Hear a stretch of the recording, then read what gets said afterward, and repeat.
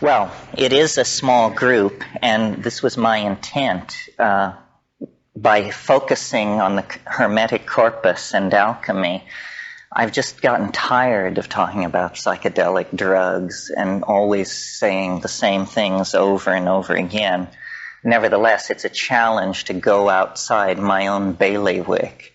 I mean, I've had an interest in Hermeticism and alchemy since I was about 14 and read Jung's Psychology and Alchemy, and it opened for me the fact of the existence of this vast literature, a literature that is very little read or understood in the modern context. The Jungians have made much of it, but to their own purposes, and perhaps not always with a complete fidelity to the intent of the tradition. We'll talk a lot about the Jungian approach, but there are other approaches, even within the 20th century. I believe, since I don't have the catalog, I'm not absolutely certain, but I believe the catalog urged you to read Giordano Bruno and the Hermetic Tradition by Dame Frances Yates. And this is, though Frances Yates' scholarship is very controversial, I think to get an overview of the landscape, her book is probably the best single book between covers. It's not pleasing to some factions, and we can talk about that. I mean, we will probably discover within the group all the strains of alchemical illusion and delusion that have always driven this particular intellectual engine. But I thought to get one book that sort of covered the territory, that was a good one to start with. Well, then I found out it's very hard to get this book. I didn't realize that because it's been sitting on my shelf for years. Richard Byrd found a reprint at the Bodhi Tree that I wasn't aware of this particular edition.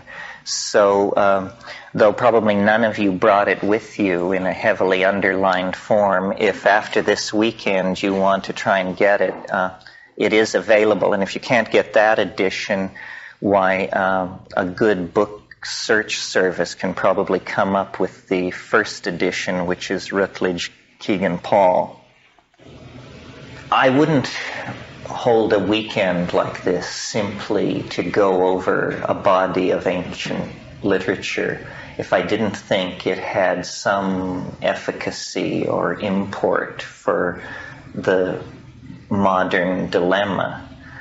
And some of you may know the song by the Grateful Dead, in which the refrain is, "We need a miracle every day."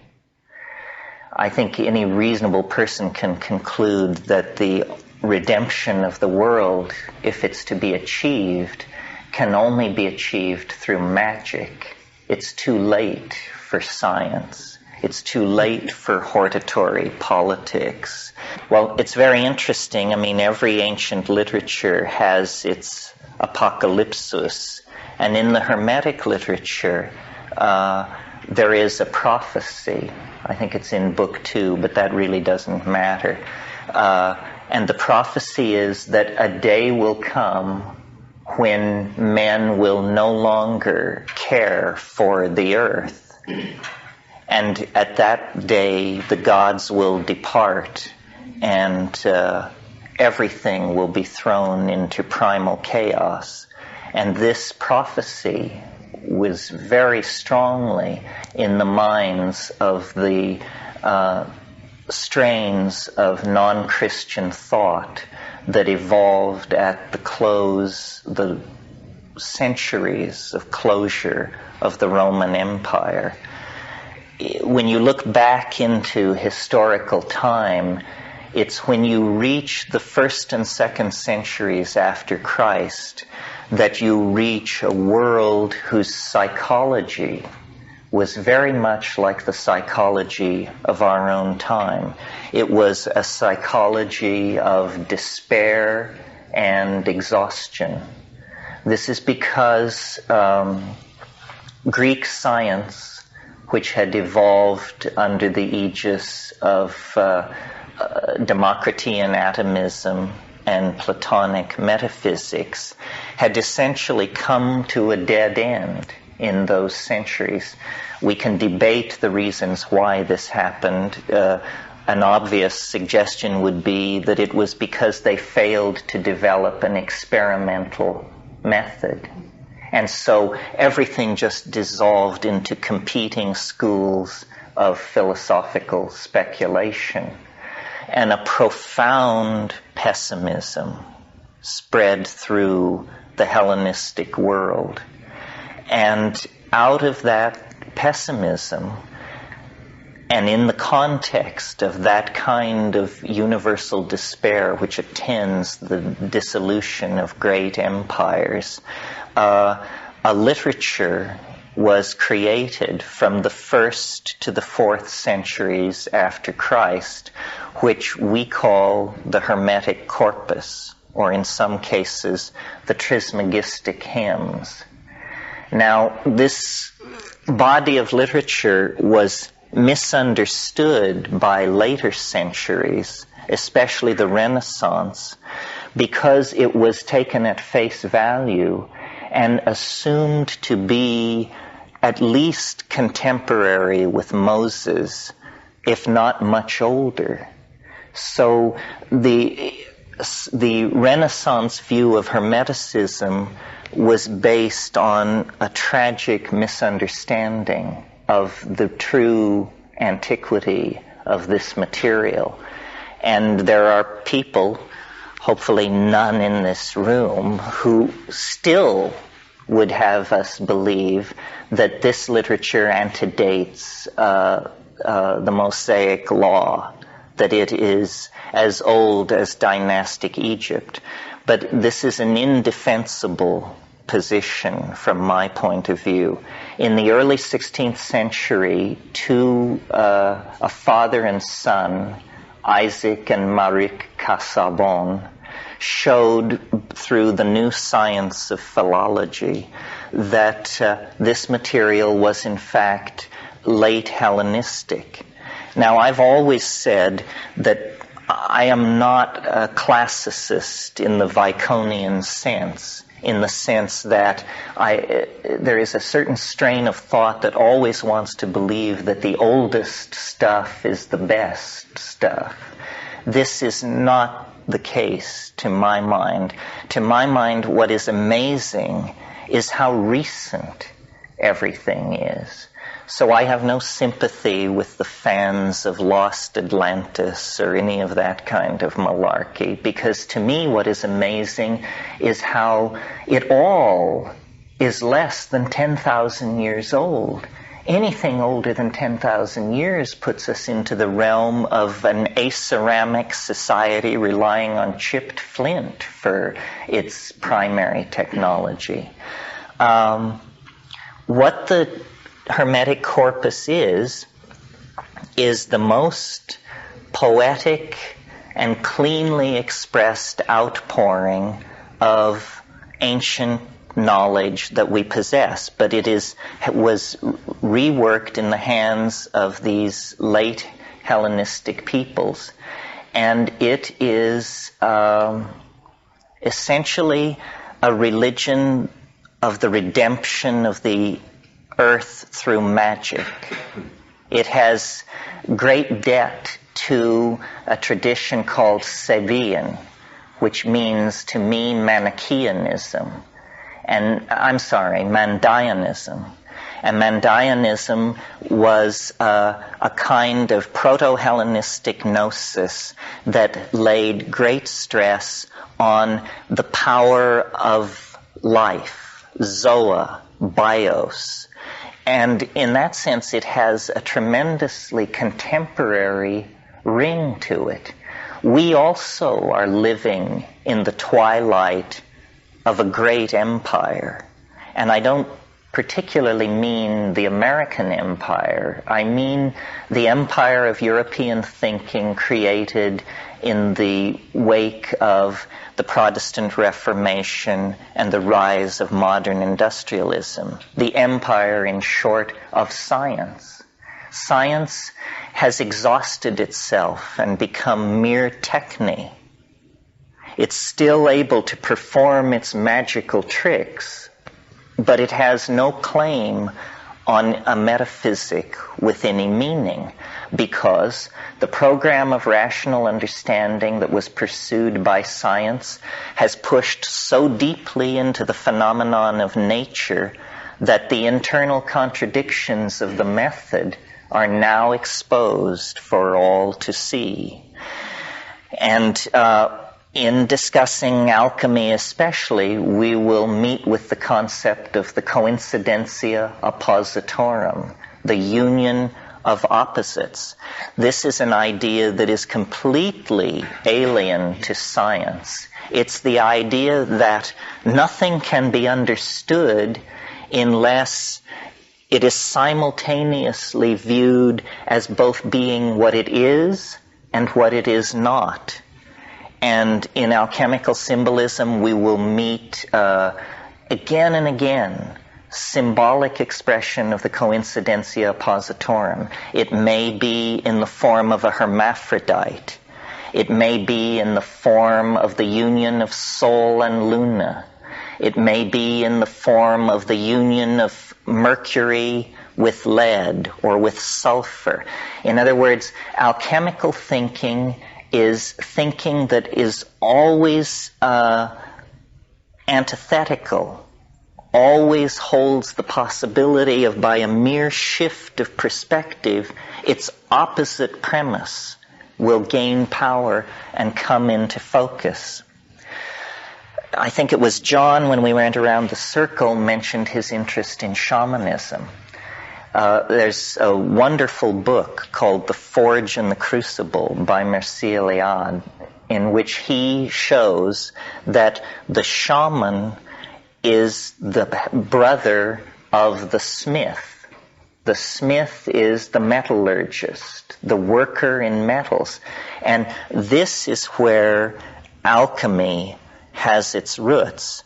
In a sense, alchemy is older than the Trismegistic corpus, and then it is also given a new lease on life by the philosophical underpinnings which the Corpus Hermeticum provides it.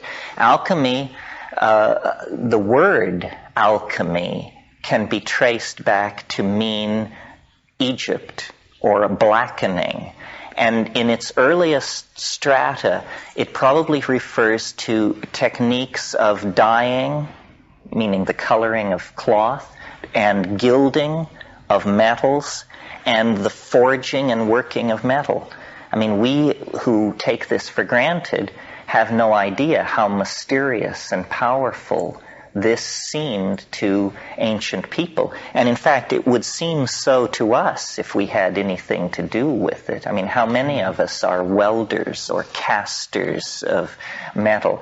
It's a magical process to take, for instance, cinnabar, a red, soft ore, and by the mere act of heating it in a furnace, it will sweat liquid mercury onto its surface.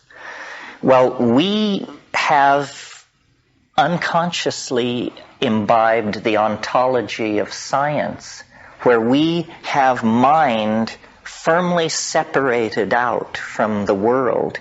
We take this for granted. It's effortless because it's the ambiance of the civilization that we've been born into.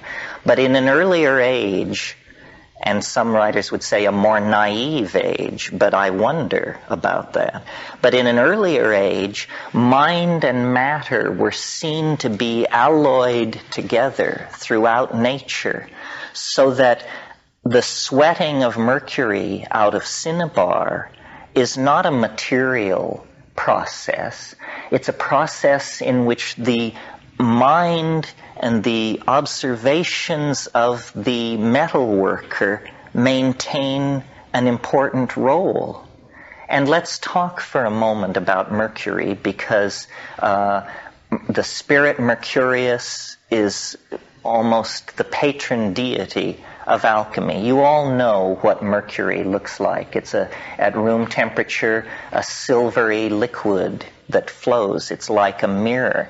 For the alchemists, and this is just a very short exercise in alchemical thinking, for the alchemists, mercury was mind itself, in a sense. And by tracing through the steps by which they reached that conclusion, you can have a taste of what alchemical thinking was about. Mercury takes the form of its container. If I pour mercury into a cup, it takes the shape of the cup. If I pour it into a test tube, it takes the shape of a test tube. This taking the shape of its container is a quality of mind. And yet here it is present in a flowing silvery metal. The other thing is, mercury is a reflecting surface. You never see mercury. What you see is the world that surrounds it, which is perfectly reflected in its surface, like a moving mirror, you see. And then if you've ever, as a child, I have no idea how toxic this process is, but I spent a lot of time as a child hounding my grandfather for his hearing aid batteries, which I would then smash with a hammer and get the mercury out and collect it in little bottles and carry it around with me. Well, the wonderful thing about mercury is when you pour it out on a surface and it beads up, then each bead of mercury becomes a little microcosm of the world, and yet the mercury flows back together into a unity. Well, as a child, you see, I had not yet imbibed the assumptions and the ontology of science. I was functioning as an alchemist. For me, mercury was this fascinating magical substance onto which I could project the contents of my mind. And a child playing with mercury is an alchemist, hard at work, no doubt about it.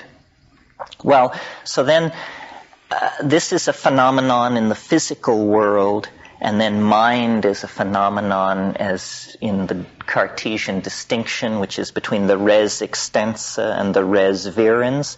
This is the great splitting of the world into two parts. I remember Al Huang once said to me, we were talking about the yin-yang symbol, and he said, the interesting thing is not the yin or the yang. The interesting thing is the S-shaped surface which runs between them. And that S-shaped surface is a river of alchemical mercury. Now, where the alchemists saw this river of alchemical mercury is in the boundary between waking and sleeping. There is a place, not quite sleeping, not quite waking, and there flows this river of alchemical mercury, where you can project the contents of the unconscious and you can read it back to yourself. This kind of thinking is confounding to scientific thought, where the effort is always to fix everything into a given identity and a given set of behaviors. Now, the other hermetic perception that is well illustrated by just thinking for a moment about mercury is the notion, and this is central to all hermetic thinking, of the microcosm and the macrocosm. That somehow the great world, the whole of the cosmos, is reflected in the mystery of man, meaning men and women. It's reflected in the mystery of the human mind-body interface. So for an alchemist, it makes perfect sense to extrapolate from these internal, what we call internal psychological processes, to external processes in the world, That distinction doesn't exist for the alchemist. And I tell you, the longer I live, the more convinced I am that this is just absolutely the truth. The myth of our society is the existential myth, that we are cast into matter, that we are lost in a universe that has no meaning for us, that we must make our meaning. This is what Sartre and Kierkegaard, all those people are saying, that we must make our meaning. It reaches its most absurd expression in Sartre's statement that nature is mute. I mean, this is as far from alchemical thinking as you can possibly get. Because for the alchemist, nature was a great book, an open book to be read by putting nature through processes which revealed not only its inner mechanics, but the inner mechanics of the artifacts, the person working upon the material. In other words, the alchemist. Well, in other contexts, I've talked about the importance of language and how our world is made of language. And part of the problem with understanding alchemy is that the language is slipping out of our reach. We are so completely imbued with the Cartesian categories of the res virens, the world of thought, and the res extensa, the world of three-dimensional space, and causality, and the conservation of matter and energy, and so forth, that in order to do more than carry out a kind of scholarship of alchemy, we have to create an alchemical language, or a field in which alchemical language can take place.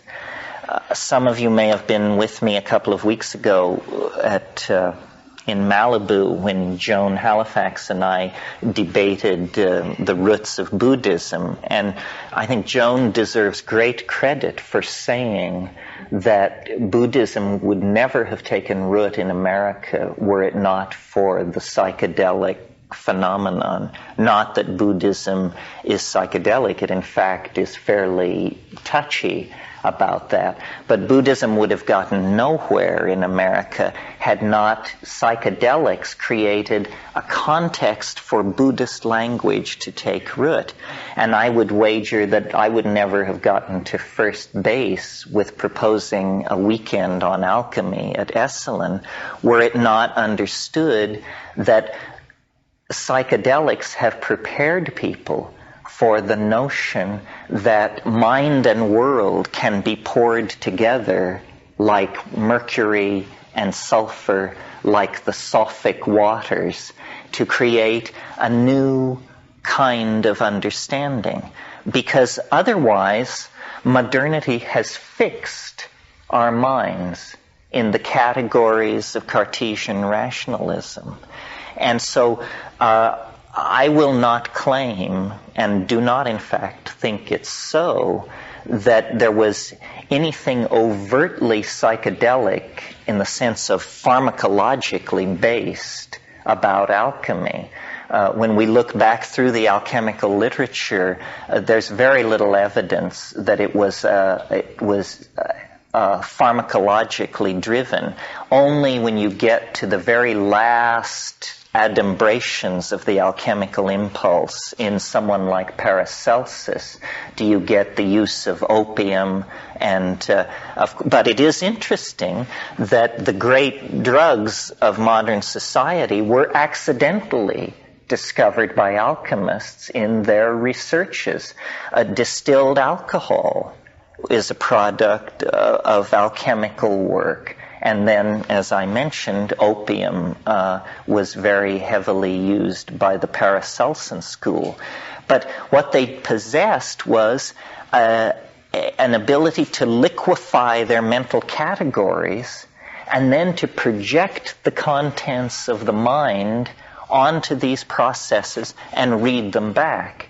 Now, this is what made alchemy so fascinating to the Jungian school, because the Jungians were discovering the unconscious, and they realized before Jung's involvement with alchemy, the best material for psychotherapy to work upon was dreams, but dream and mythology. And these were the two poles of the data field that the discovery of the unconscious was working on. Well, then Jung had the prescience to realize that alchemy, which to that point, as the gentleman over here said, had been dismissed as a naive effort to turn base metals into gold. This is the first fiction that you have to absolutely purge from your mind. The only alchemists that ever tried to turn base metals into gold were charlatans, the so-called puffers, because they were called that not only for their exaggerated speech, but for their use of bellows to drive their fires. And alchemy has always had a core of true adepts, and then a surround of misguided souls and outright con artists who were trying to change base metals into gold. Now, it's interesting that science, in its naivete in the 20th century, has actually completed the program of pseudo-alchemy. You can, if you have a sufficiently powerful nuclear reactor, change lead into gold.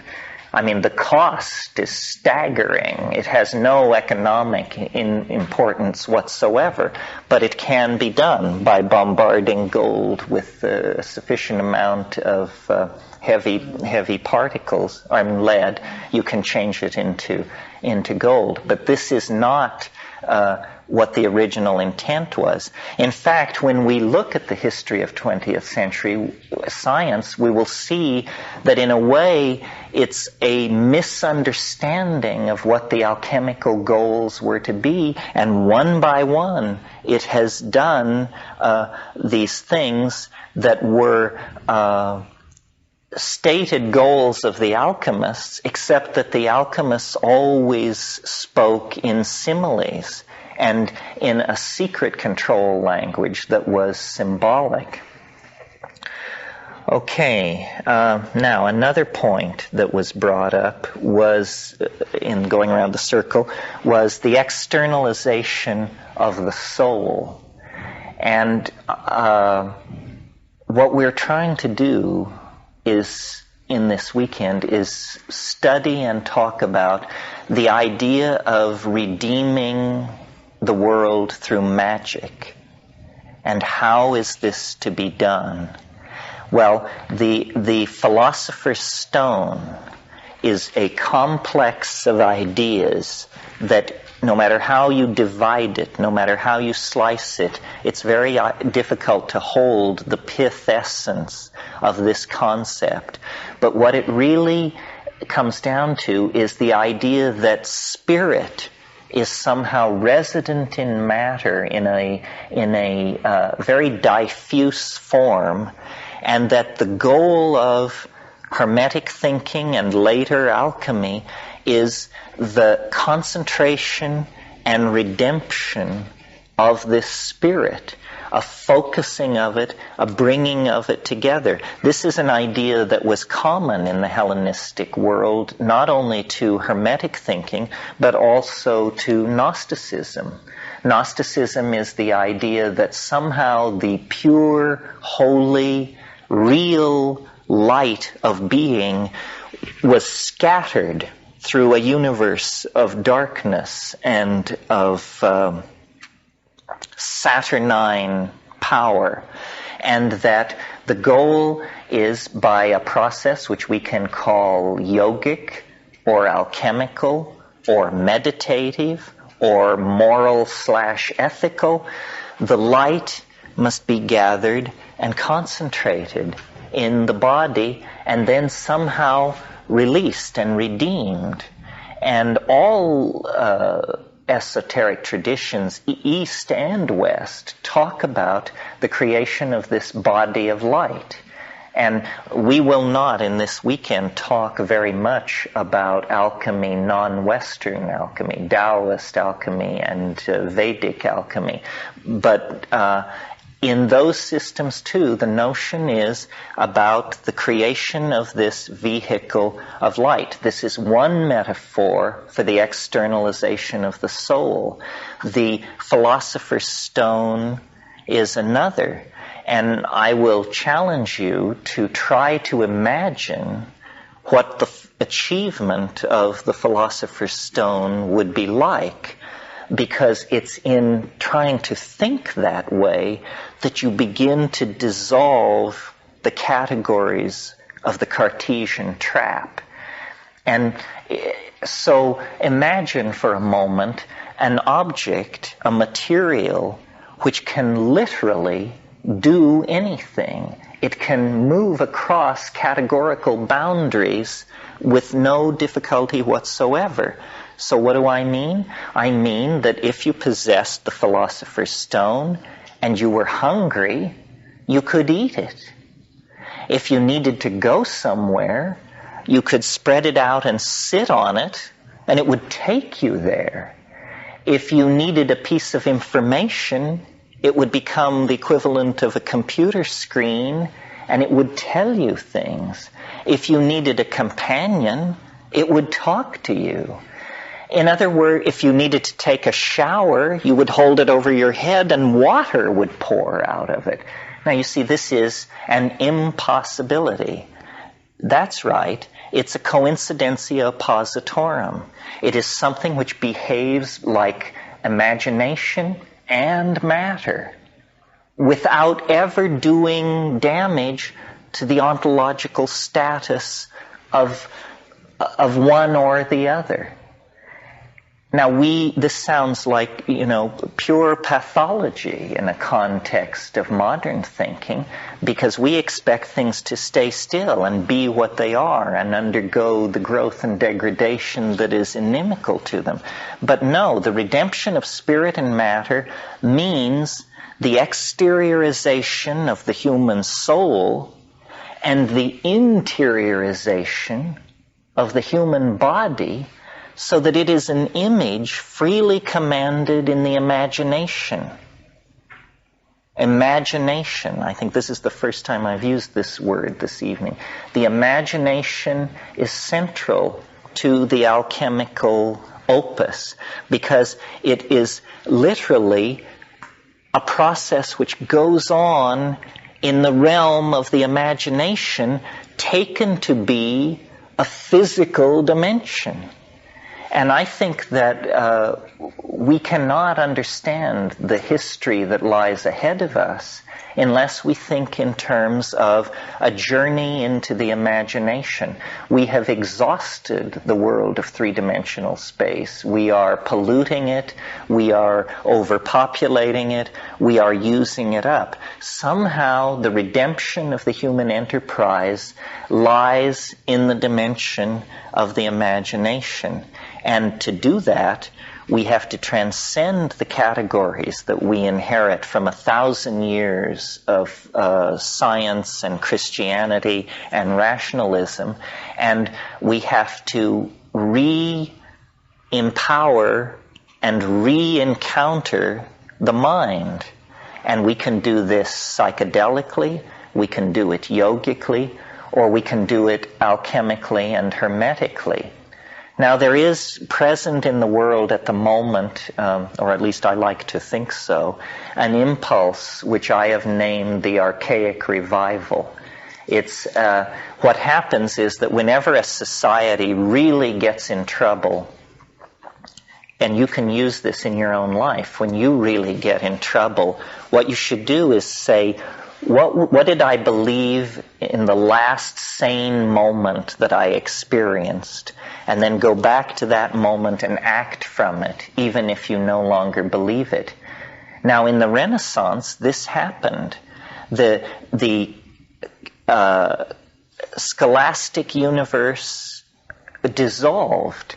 new classes, new forms of wealth, new systems of navigation, new scientific tools made it impossible to maintain the fiction of the medieval cosmology.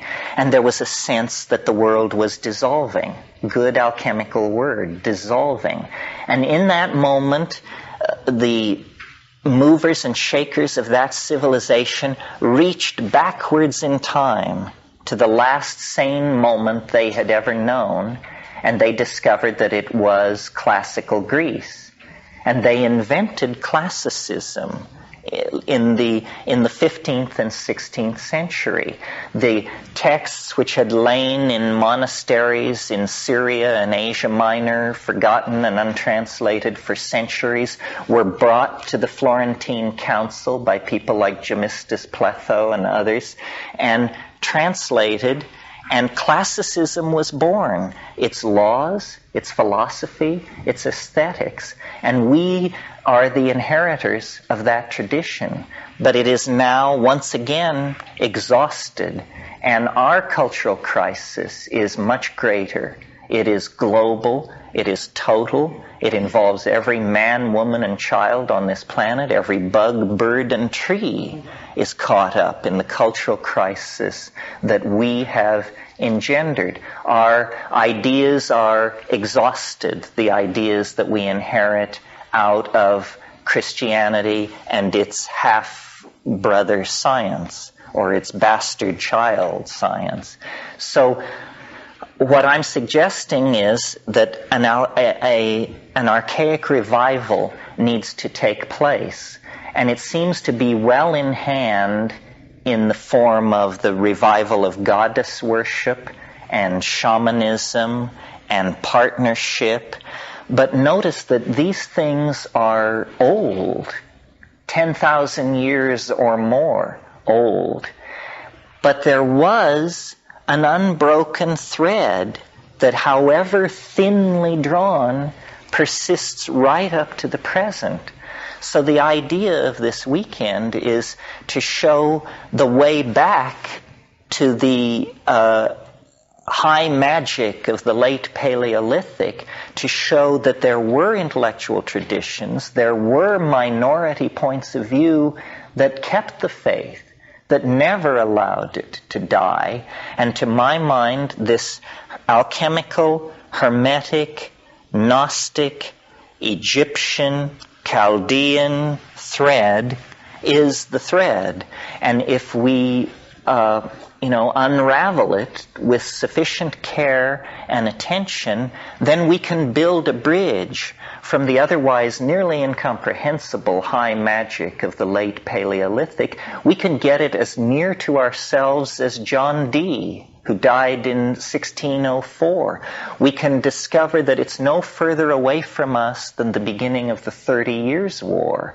And, for my money, after that, it gets pretty mucked up. I mean, after Eliphas Levi, who's already waffling, I'm not very interested in the occultism of the 17th, 18th, and 19th century. But it's not necessary, because scholarship gives us the Chaldean oracles, the Trismegistic hymns, the library at Nag Hammadi, and so forth and so on. So my impulse is to, in the most austere sense, repopularize, reintroduce this kind of thinking so that people can live it out. And then, step by step, we can evolve our language and evolve our understanding to make our way back to the garden, back to Eden.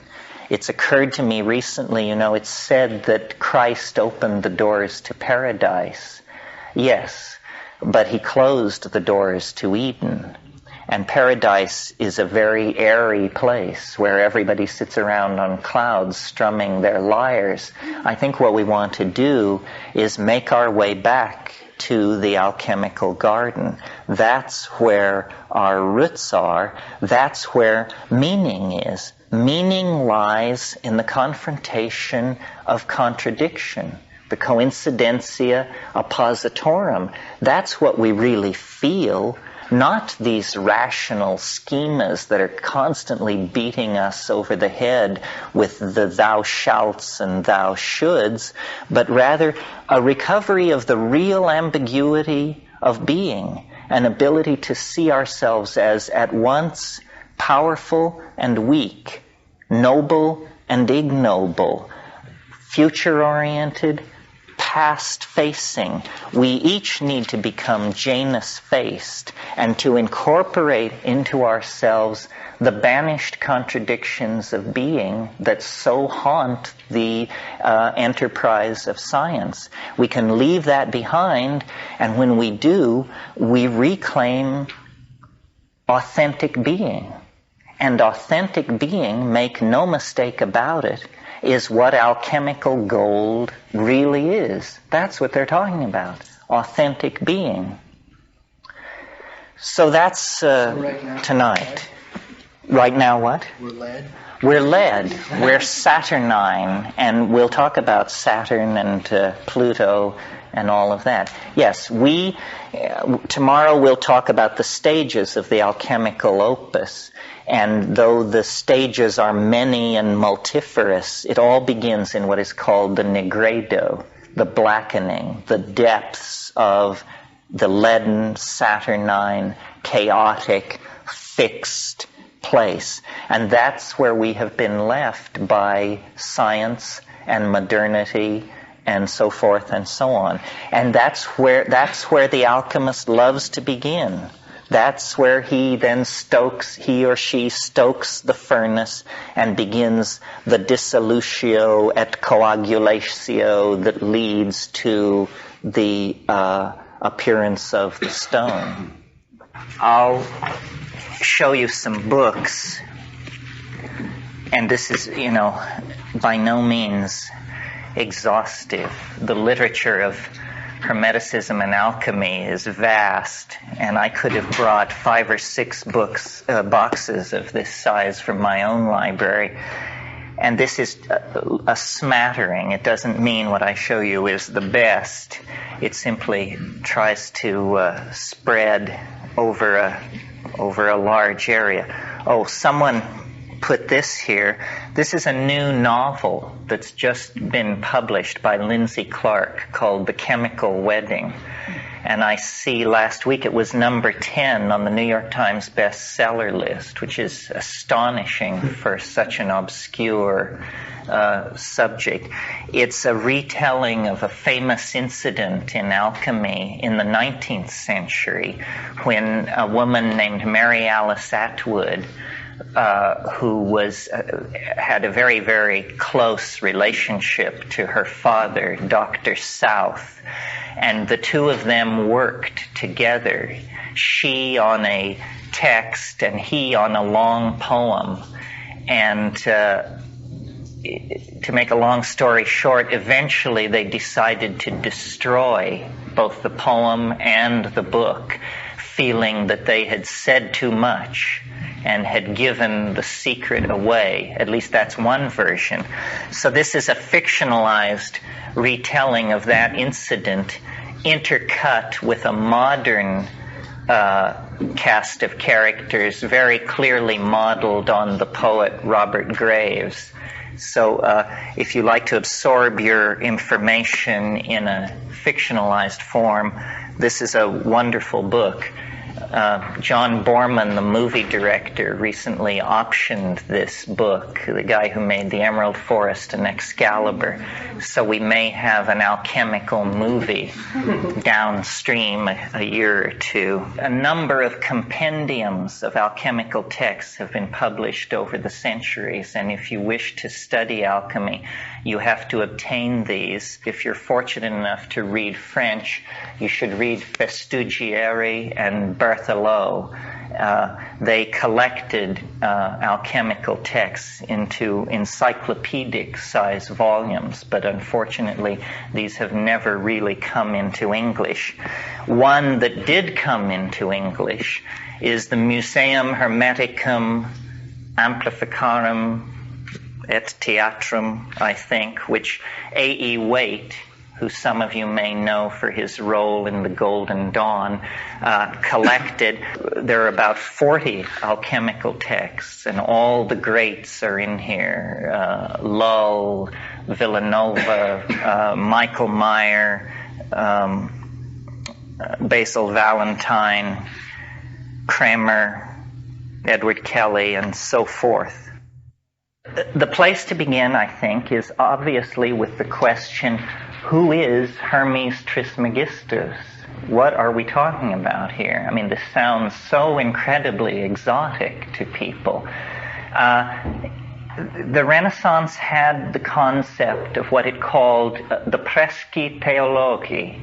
And if my Latin and Greek irritates you, you have to understand you're dealing with a boy from a coal mining town in Colorado. So I do mangle these things. The presci theologi were Orpheus, Moses, and primarily Hermes Trismegistus. Hermes Trismegistus was the primary source, from the point of view of the Renaissance, of this whole mystery tradition. And you recall from last night's lecture that this is based on a misunderstanding. The Renaissance believed that Hermes Trismegistus was older than Moses. We know now, thanks to Isaac and Maric Casaubon, two philologists of the early 17th century, that definitely the Hermetic Corpus was composed between the 1st and 2nd centuries after Christ. The method of the Casaubons was to examine the philosophical language of the Corpus Hermeticum and show that there were words and phrases there that were post-Platonic and derivative from philosophers whose dates we have fully in hand. Now, if you go to an occult bookstore, you will find that to this day, this error persists. There are people who still want to claim that this stuff is older than dynastic Egypt. There are even books available. I was in Shambhala a week ago claiming to teach you how to change lead into gold. Well, from my point of view, this just evokes a small smile. The old errors persist. The puffers are still at it. But what Hermes Trismegistus is a character who appears in many guises in these Hermetic dialogues. The Hermetic hymns are usually couched in the form of dialogues between Hermes and his son Thoth. And Thoth takes the role of the uninitiated ingenue who is sitting at the feet of the master. And Thoth asks questions. What is the true nature of the world? What is the true nature of man? And Hermes answers. And the general form of these texts, with exceptions, because there are 20 of them, is an intellectual dialogue which builds to an ecstatic revelation, and then in the wake of the ecstatic revelation, there is a hymn of praise to Hermes Trismegistus. Trismegistus means thrice blessed, and is sometimes called Hermes triplex, to distinguish this Hermes from all the other Hermes of early, middle, and late Greek thinking. Hermes is, of course, the messenger god, the god of scribes.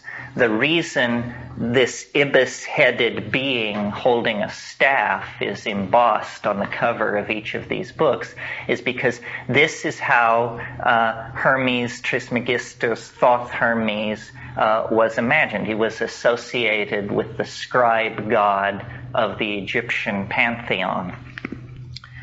The two distinguishing factors, at least that stand out for me, that I think you need to incorporate into your thinking about the Hermeticism, two very important concepts. The first is the divinity of human beings, an extraordinarily radical idea in the context of late Hellenistic thinking. We all operate under the spell of the concept of the fall of man, that man is an inferior being, errors were made in the Garden of Eden, and that we are far, far from the nature of divinity.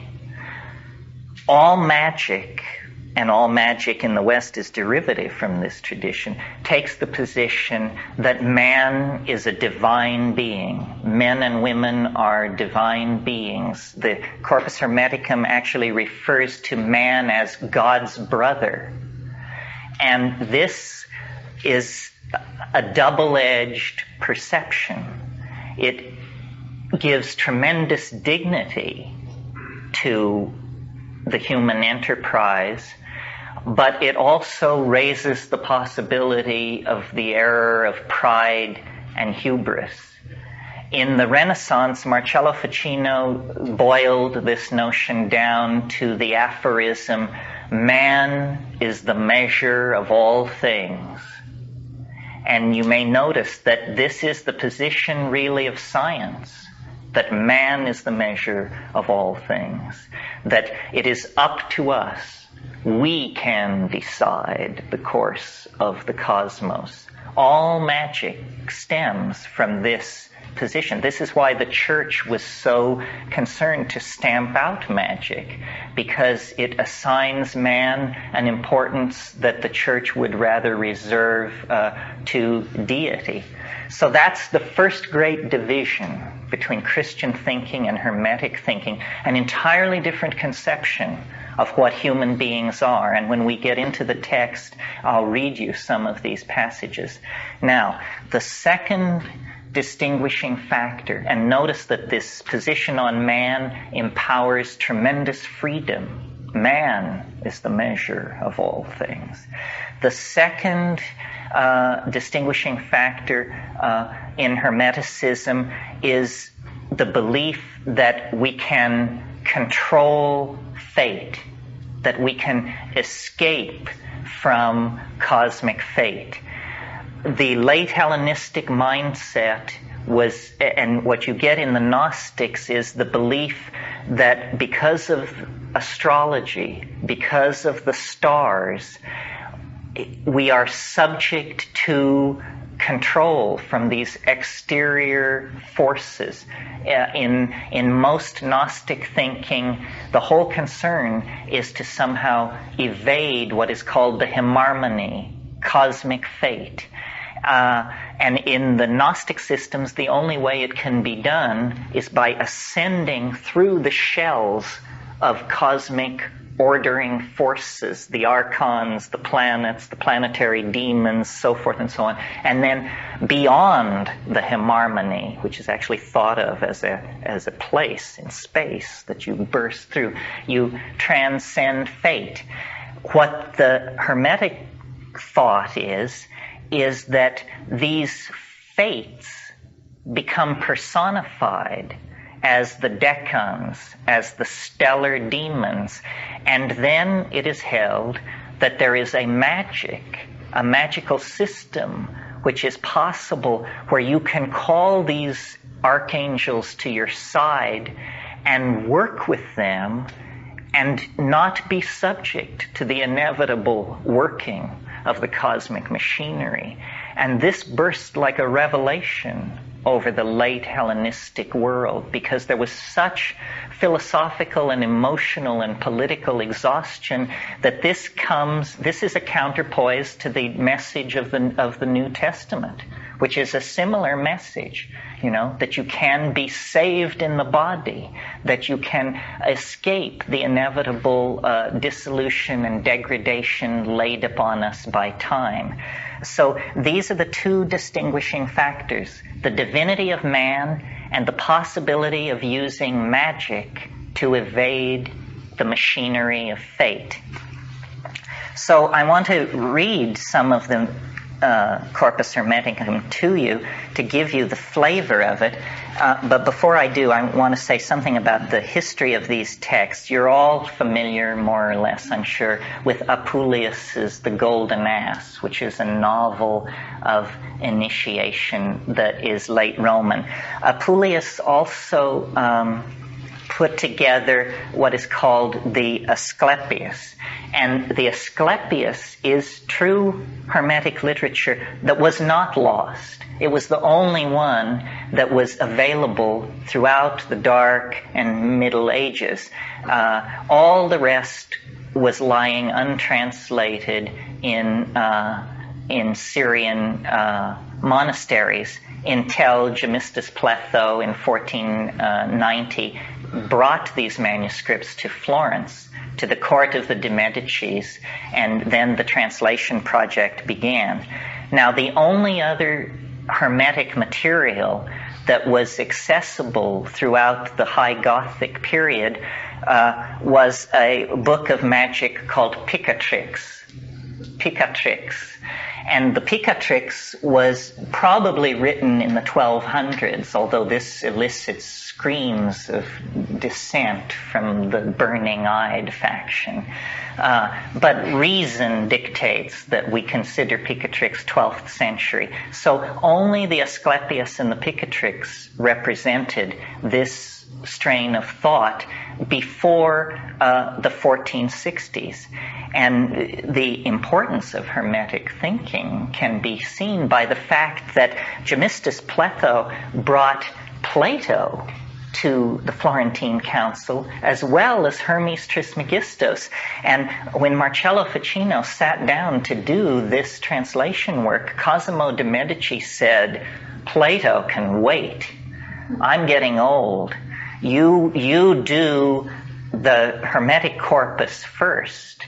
That's much more important. We'll sort out this Plato business in a few years." And so it was done. And it was completed in 1493, and in 1494 Cosimo died. So he never saw the translations of Plato, but felt that the Corpus Hermeticum was more important.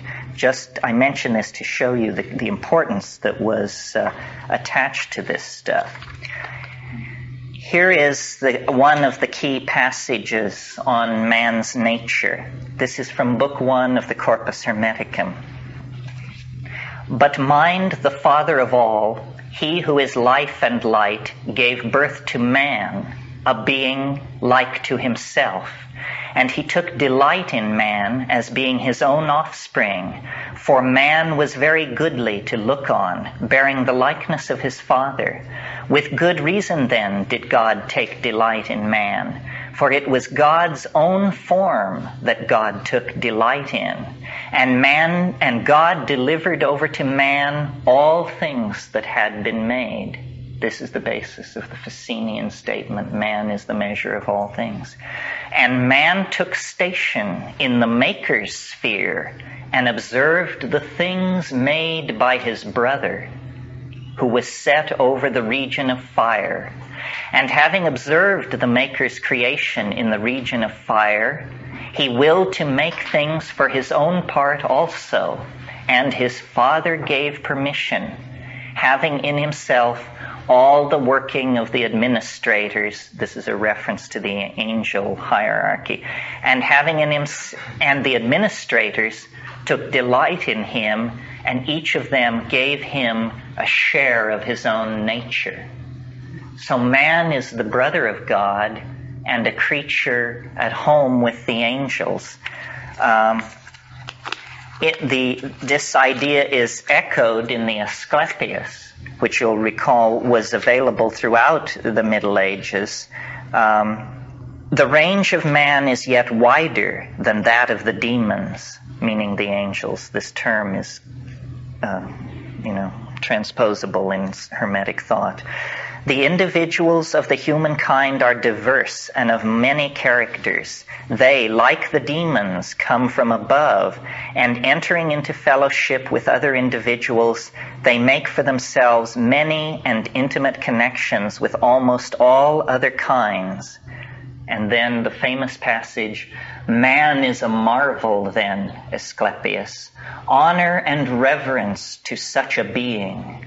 Man takes on him the attributes of a god as though he were himself a god, and he is familiar with the demon kind, for he comes to know that he is sprung from the same source as they, and strong in the assurance of that in him which is divine.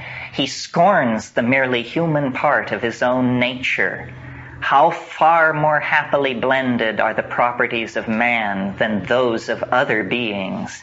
He is linked to the gods, inasmuch as there is in him a divinity akin to theirs. He scorns that part of his own being which makes him a thing of earth, and all else with which he finds himself connected by heaven's ordering, he binds to himself by the tie of his affection." So this is an incredibly radical conception of what it means to be human, so radical that it is unwelcome even in the present context. Notice the modern feeling of this stuff. I mean, this is not biblical rhetoric. This is philosophical discourse as we know it and carry it out ourselves. This is a passage on the adept and initiation. Now, this is, let me see who's speaking here. Thoth speaks to Paimandres. This is book 1. "But tell me this too," said I. "God said, 'Let the man who has mind in him recognize himself.' But have not all men mind?" And then Paimandres replies, "O man," said mind to me, "speak not so. I, even mind, come to those men who are holy and good and pure and merciful, and my coming is a succor to them, and forthwith they recognize all things and win the Father's grace by loving worship and give thanks to him, praising and hymning him with hearts uplifted to him in filial affection." Again, the reference to being God's brother, in filial affection. "And before they give up the body to the death which is proper to it, they loathe the bodily senses, knowing what manner of work the senses do." Now, this introduces the theme of asceticism, that like, like the Gnostics, there is, in much of the Hermetic literature, a kind of horror of the earth, a desire to ascend and to get away from it. Scott makes the distinction between what he calls pessimistic gnosis and optimistic gnosis. And within the 20 texts of the Corpus Hermeticum, you get vacillation on this point. In some cases, the Mandaean, the Sabaean tendency is there, and the world soul is invoked, and the whole of creation is seen as a living being involved in this soteriological process, this process of salvational mechanics through magic. In other texts, this Gnostic horror of matter is very strongly stressed. It's very clear that the Hellenistic mind was ambivalent on this point, even as we are ambivalent on this point. I mean, it's a real question. Are we here to be the caretakers of the earth, or are we strangers in the universe, and is our task to return to a forgotten and hidden home, no trace of which can be found in the saturnine world of matter?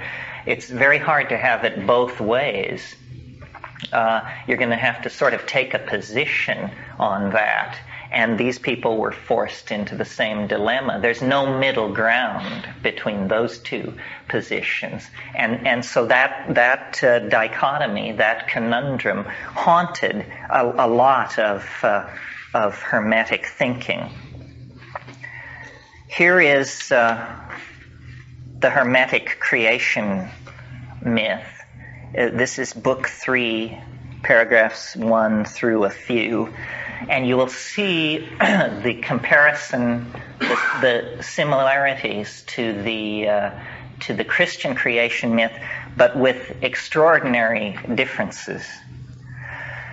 There was darkness in the deep, and water without form, and there was a subtle breath, intelligent, which permeated the things in chaos with divine power.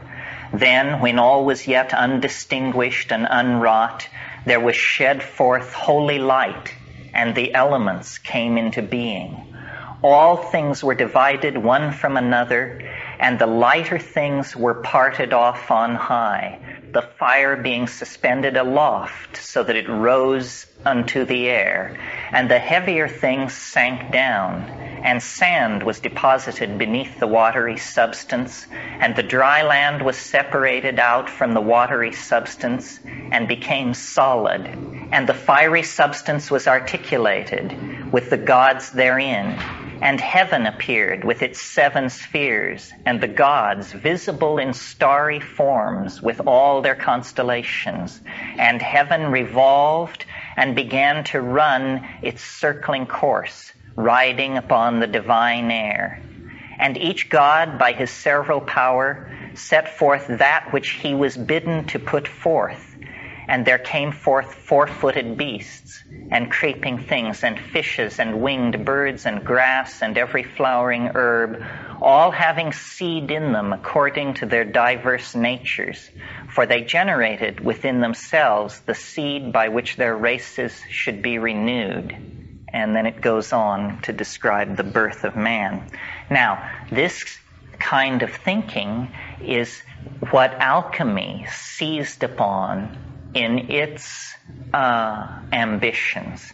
In a way, one way of thinking about what alchemy came to attempt is the thinking went like this. Since man is God's brother, the purpose of man is to intercede in time.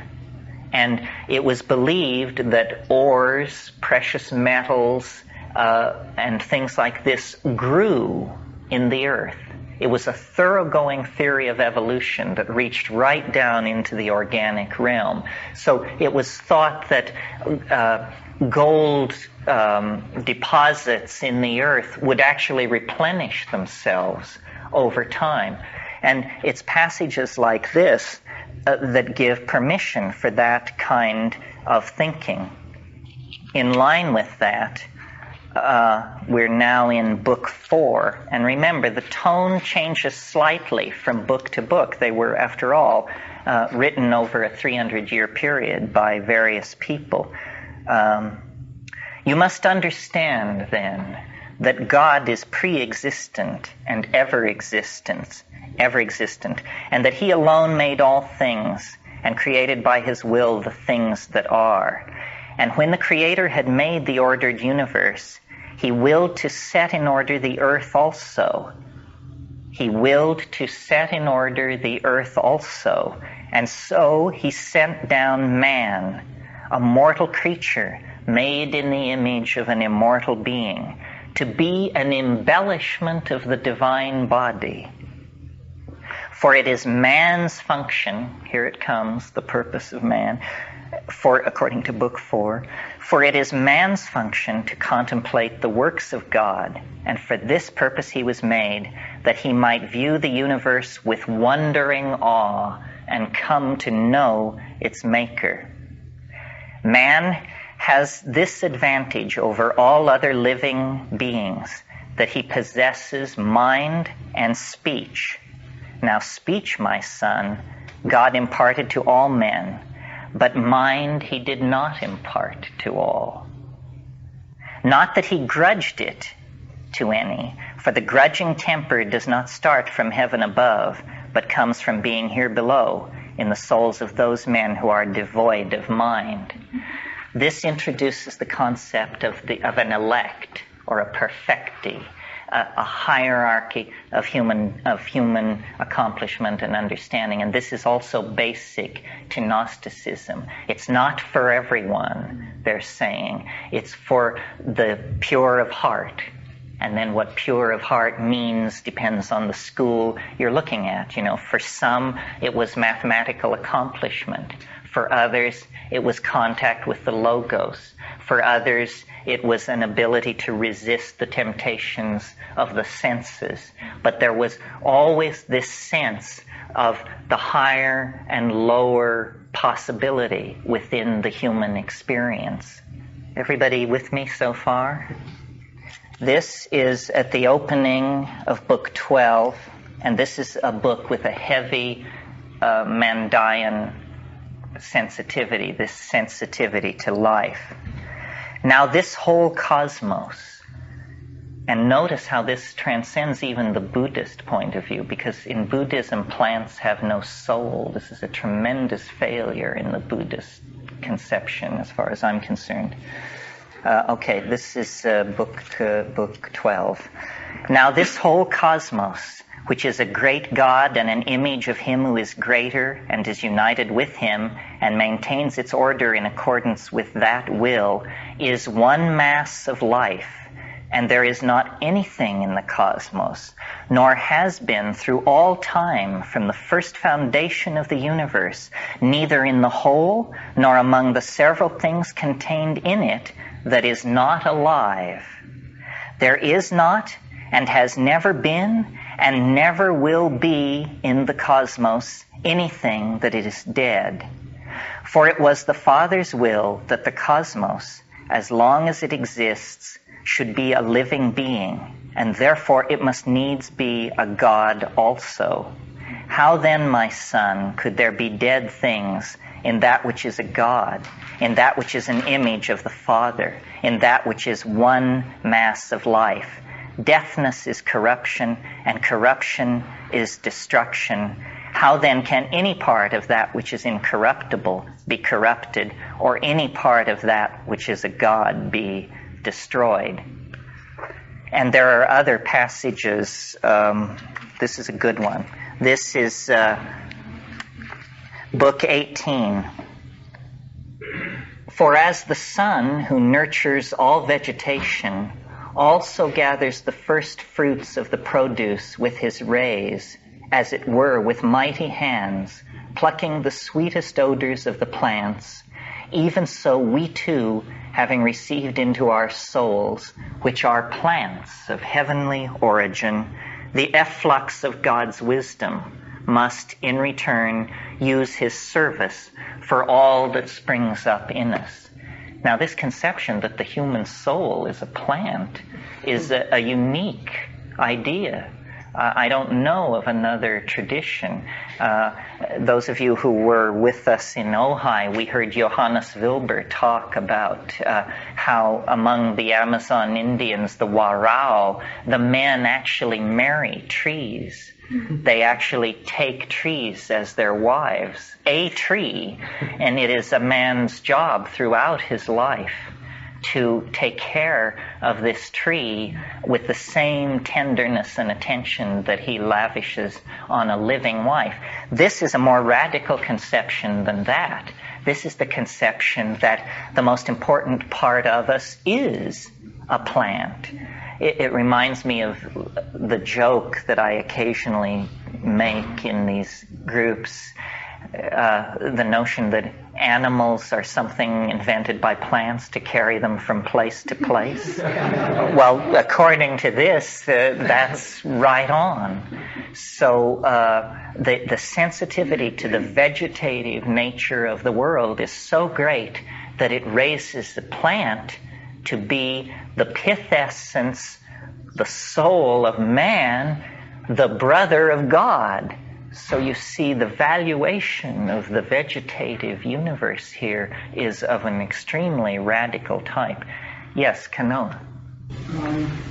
I was just going to ask if that upper echelon section of humanity that was given the mind, was that predetermined at birth, or can someone develop a mind? No, it is not predetermined.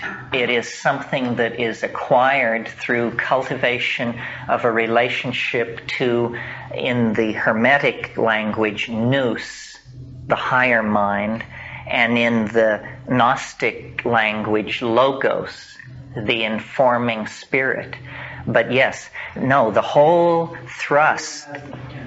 Yes, and the nothing is predetermined in the Hermetic system, because through magic we can overcome the energies of cosmic fate. This is the great good news of Hermeticism, that we are not subject to fate. We should probably talk a little about this logos concept. This is something which seems very alien to modern people unless they are psychedelically sophisticated. The logos was the sine qua non of Hellenistic religion. And what it was an informing voice that spoke in your head or your heart, wherever you want to put it, and it told you the right way to live. You get this idea even in the later Old Testament, where it's said that the truth of the heart can be known. That it is no great dilemma to know good from evil. You simply inquire of your heart, is it good or evil? And you will discover a voice which will tell you. And all the great thinkers of this Greco-Hellenistic period sought and cultivated the logos. Plato had his demon. Everyone sought the informing voice of the nous. That's what it's called in Neoplatonism, and then in Hermeticism. In Hermeticism, and then in Gnosticism, the logos. Now, for modern people, for me, the only way I've ever had this experience is in the presence of psychedelic substances. And then it is just crystal clear. There is no ambiguity about it. Somehow it's possible for an informing voice to come into cognition that knows more than you do. It is a connection with the collective unconscious, I suppose, that is convivial, conversational, and just talks to you about the nature of being in the world and the nature of your being in the world. It's puzzling to us because it seems so remote. For us, a voice in the head or the heart is pathology. And you may know the famous story of, in the 1st century, some fishermen were off the shore of the island of Argos in the Mediterranean Sea, and they heard a great voice from the sky, and the voice said, "Great Pan is dead. Great Pan is dead." Well, people like Lactantius and Eusebius, these patristic fathers, the people who built Christianity, who took the Gospels and turned it into a world religion, they took this annunciation from the sky of the death of Pan as the annunciation of the change of the aeon. In other words, by the aeon, I mean these roughly 2,000 year periods that are associated with the equinoctial precession. Do you all understand how this works? That over 26,000 years, the heliacal rising of the solstitial sun slips slowly from one house to another. And around AD 100, there's argument because these things are never precise, but around AD 100, the age of Pisces began, and the previous aeon ceased. And the cosmic machinery, the great gears of the largest scale of the cosmic machinery clicked past a certain point and into the age of Pisces. And this was then taken as very fortuitous for Christianity, because Christ was associated with the sign of the fish and was seen as a Piscean movement. But I believe that it's entirely possible that the Logos at that moment, that rough moment in time, fell silent, and that it has been silent for 2,000 years. And what we have had then is the exegesis of text and, noetic archaeology of the sort we're carrying on here. But that now, and a phenomenon as trivial and high-ponted as channeling can be seen as the reawakening of the Logos. The long night of Piscean silence is ending, and the spirit of Nous is again moving in the world, speaking in the minds of the adepts and the hierophants who have the techniques and the will to connect with this stuff. I don't know how I got off on that, but obviously this kind of literature can be seen as the last message from the fading Logos, the last statements before the change of the aeon rendered this control language very difficult and non-intuitive and somewhat incomprehensible. Terence, Mm-hmm. back to the first of the reading where you broke off, I have a puzzlement around the use of the word mind. In this context is referred to. It's Scott's translation of this word nous. It simply means this universal permeating intelligence. And the statement there is that it is only available to an elite through asceticism and desire, intent. And then there are prescriptions. We haven't gotten into this, but they lived a life of purity, although their definitions of purity varied widely. That's part of the flip-flop that man is brother of God, and still we have to earn it. It makes it not. That's right. Kind of a denial of that. That's right. No, this persists right up until, to this moment. But for instance, the quote I always love is from Thomas Hobbes' Leviathan. Thomas Hobbes, was the great theoretician of modern government and social organization, and he was basically a paranoid SOB. And he says, in the Leviathan, he says, "Man to man is like unto an errant beast, and man to man is like unto a god." And it's absolutely true, Our noblest aspirations and our most hideously dehumanizing activities take place in the context of our relationship to other people. This is what the alchemists were trying to do, you see. They were trying to separate the gold from the dross.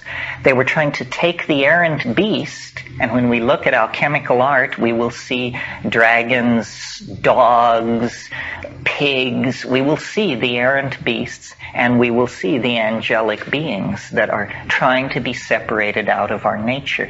This is within each and every one of us. Man to man is like unto a god, and man to man is like unto an errant beast. This question having to do with mind. According to my understanding of some of the Platonic tradition and Neoplatonic thought, this has to do with the divided mind in Plato. Well, you raise an important point. It further complicates the picture, but it's how it was, folks. And that is, the reference here is to Neoplatonism, which is a kind of parallel tradition to what we're talking about.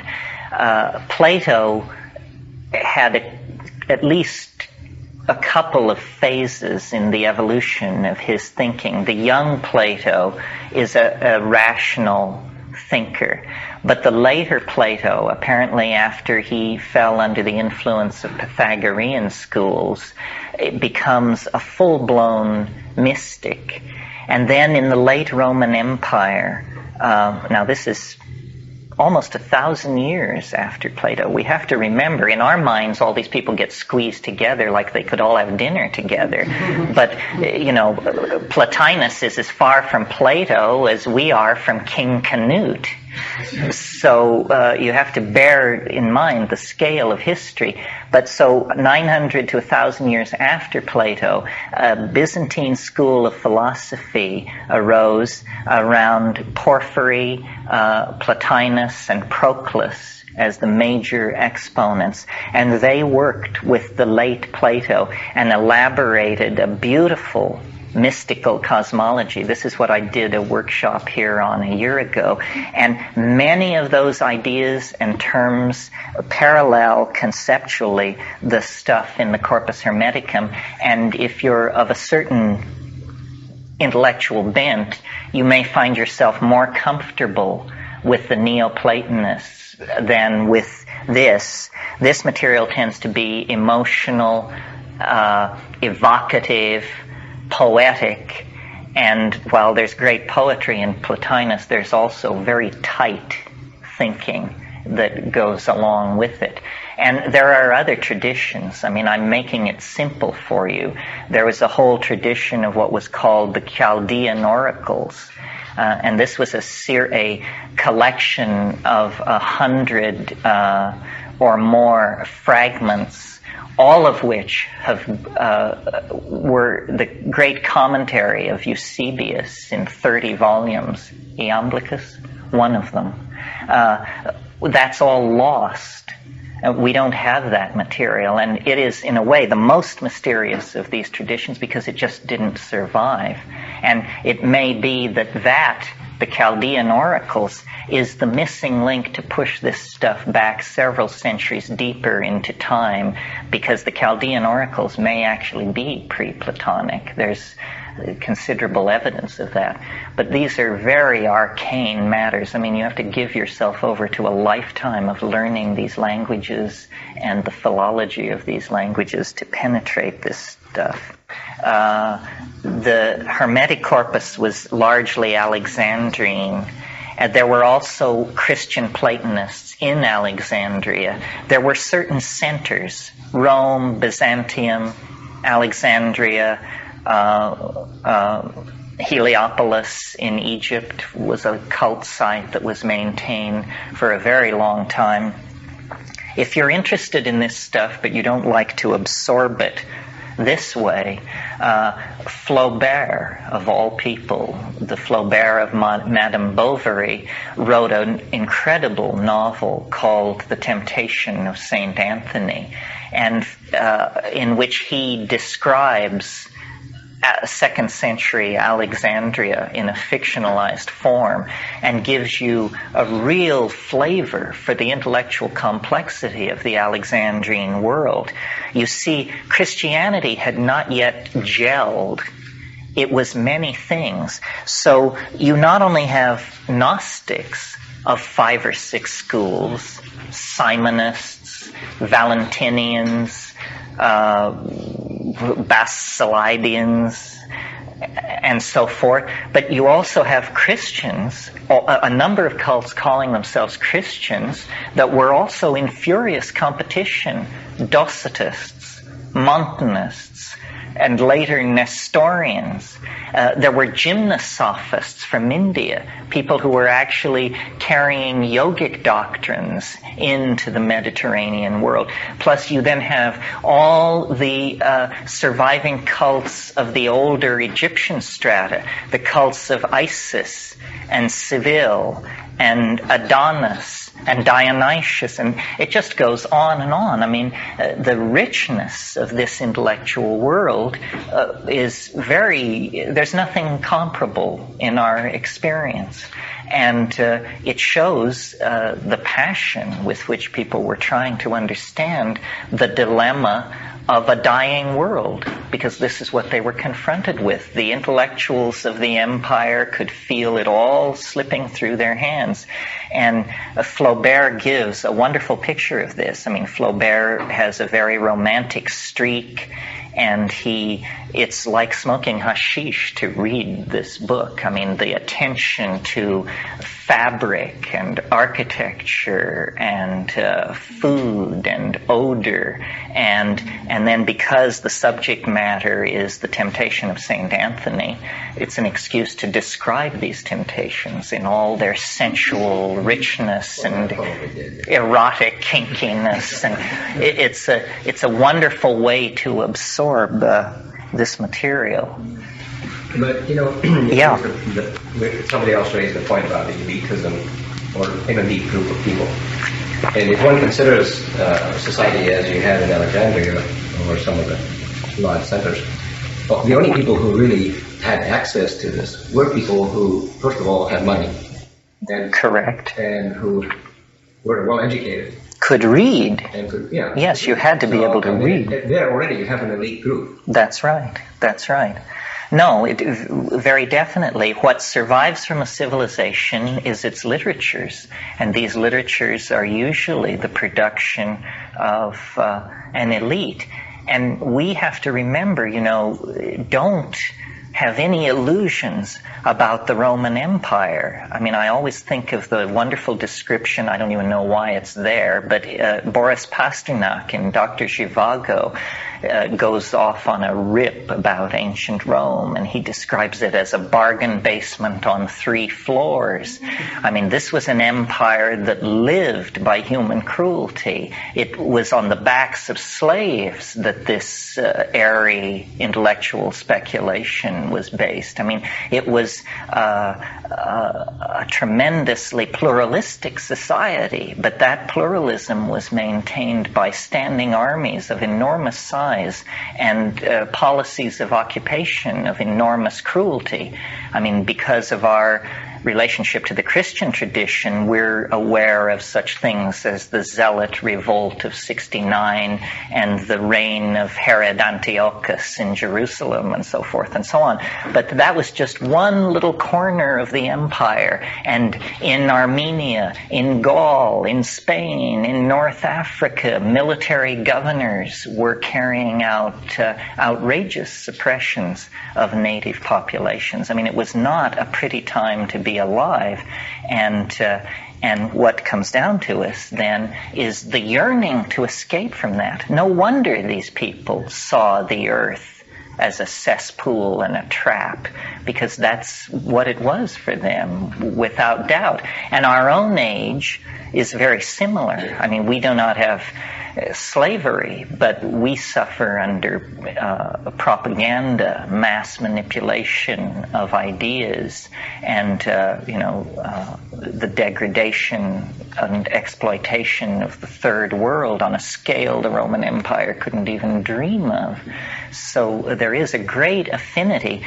If any of you are interested in this kind of thing, I highly recommend a book by Hans Jonas called The Phenomenon of Life. It's a book of philosophical essays, but there's one essay in there called Gnosticism and the Modern Temper, in which he shows that once you take Gnosticism and dump the angels and the star demons and all the colorful bric-a-brac of late Roman thinking, what you have is a thoroughgoing existentialism, completely compatible with Jean-Paul Sartre, Jean Genet, and the kind of intellectual despair that characterized the post-World War II generation in Europe. Heidegger is thoroughgoingly Gnostic in his intentionality. It's just that the language is modern and stripped of this magical thinking, and by being stripped of magical thinking, in a way, the modern recension of that state of mind is even more hopeless and disempowering. Fortunately, I think we're moving out of the shadow of that. But, I'm 44 years old. I grew up reading those people, and it made my adolescence much harder than it needed to be. I mean, my God, there wasn't an iota of hope anywhere to be found, you know. And that's why, for me, psychedelics broke over that intellectual world like a tidal wave of revelation. I mean, I quoted to you last night Jean-Paul Sartre's statement that nature is mute. I mean, this is, now I see this as an obscenity almost, an intellectual crime against reason and intuition. The opposite of the logos. It's the absolute antithesis of the logos. And much of our world is ruled by men older than I am, who are fully connected into that without any question, and they just think all the rest of this is namby-pamby, ecological soft-heartedness or some sort. There is no openness to the power of bios, to the fact of a living cosmos. This is what Rupert Sheldrake is always trying to say. The reinvestiture of spirit into matter, the rebirth of the world soul, is a necessary concomitant to what we now understand about the real nature of the world. In a way, the theory of evolution, which was born in the 1850s, is the beginning of the turning of the tide. Because even though the first 100 years of evolutionary theory was fantastically concerned to eliminate teleology, eliminate purpose, nevertheless, nobody ever understood that except the hardcore evolutionists. To everybody else, evolution meant ascent to higher form. And once, I once heard someone say, if it doesn't have to do with genes, it ain't evolution. Well, that's a tremendously limited view of what evolution is. I mean, the inorganic world is evolving. The organic world is evolving, and there the currency is genes. But also the social and intellectual world of human beings is evolving, and there the currency is not genes but memes. So that idea, it carries with it the implication of ascent to higher form, and correctly broadened and understood becomes permission for a return to optimism and to the kind of hope that these folks were trying to articulate. It seems to me that mind is, if it is available through trial, then we're back in a separation. I got it, you don't, or sometimes I do it. And this is, to me, a false separation. Yes, you're right, but it's a separation necessary for philosophical discourse. That's why philosophical discourse is not the top of the mountain. Language itself is the process of making distinctions that are false. This is why all language is a lie. This is why the ultimate truth lies in something unspeakable. But the ascent to the unspeakable is through this kind of philosophical analysis.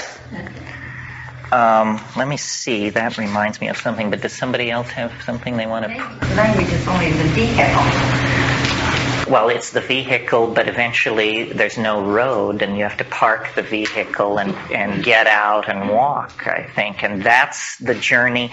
Plotinus, the great Neoplatonist, has this wonderful phrase. He calls the mystical experience the flight of the alone to the alone.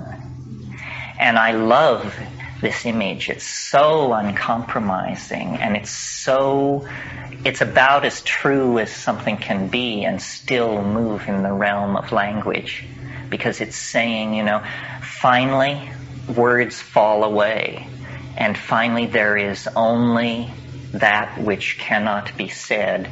Many of you who've stuck with me know that I love to quote this poem by this obscure poet who died in the trenches of France in the First World War, Trumbull Stickney.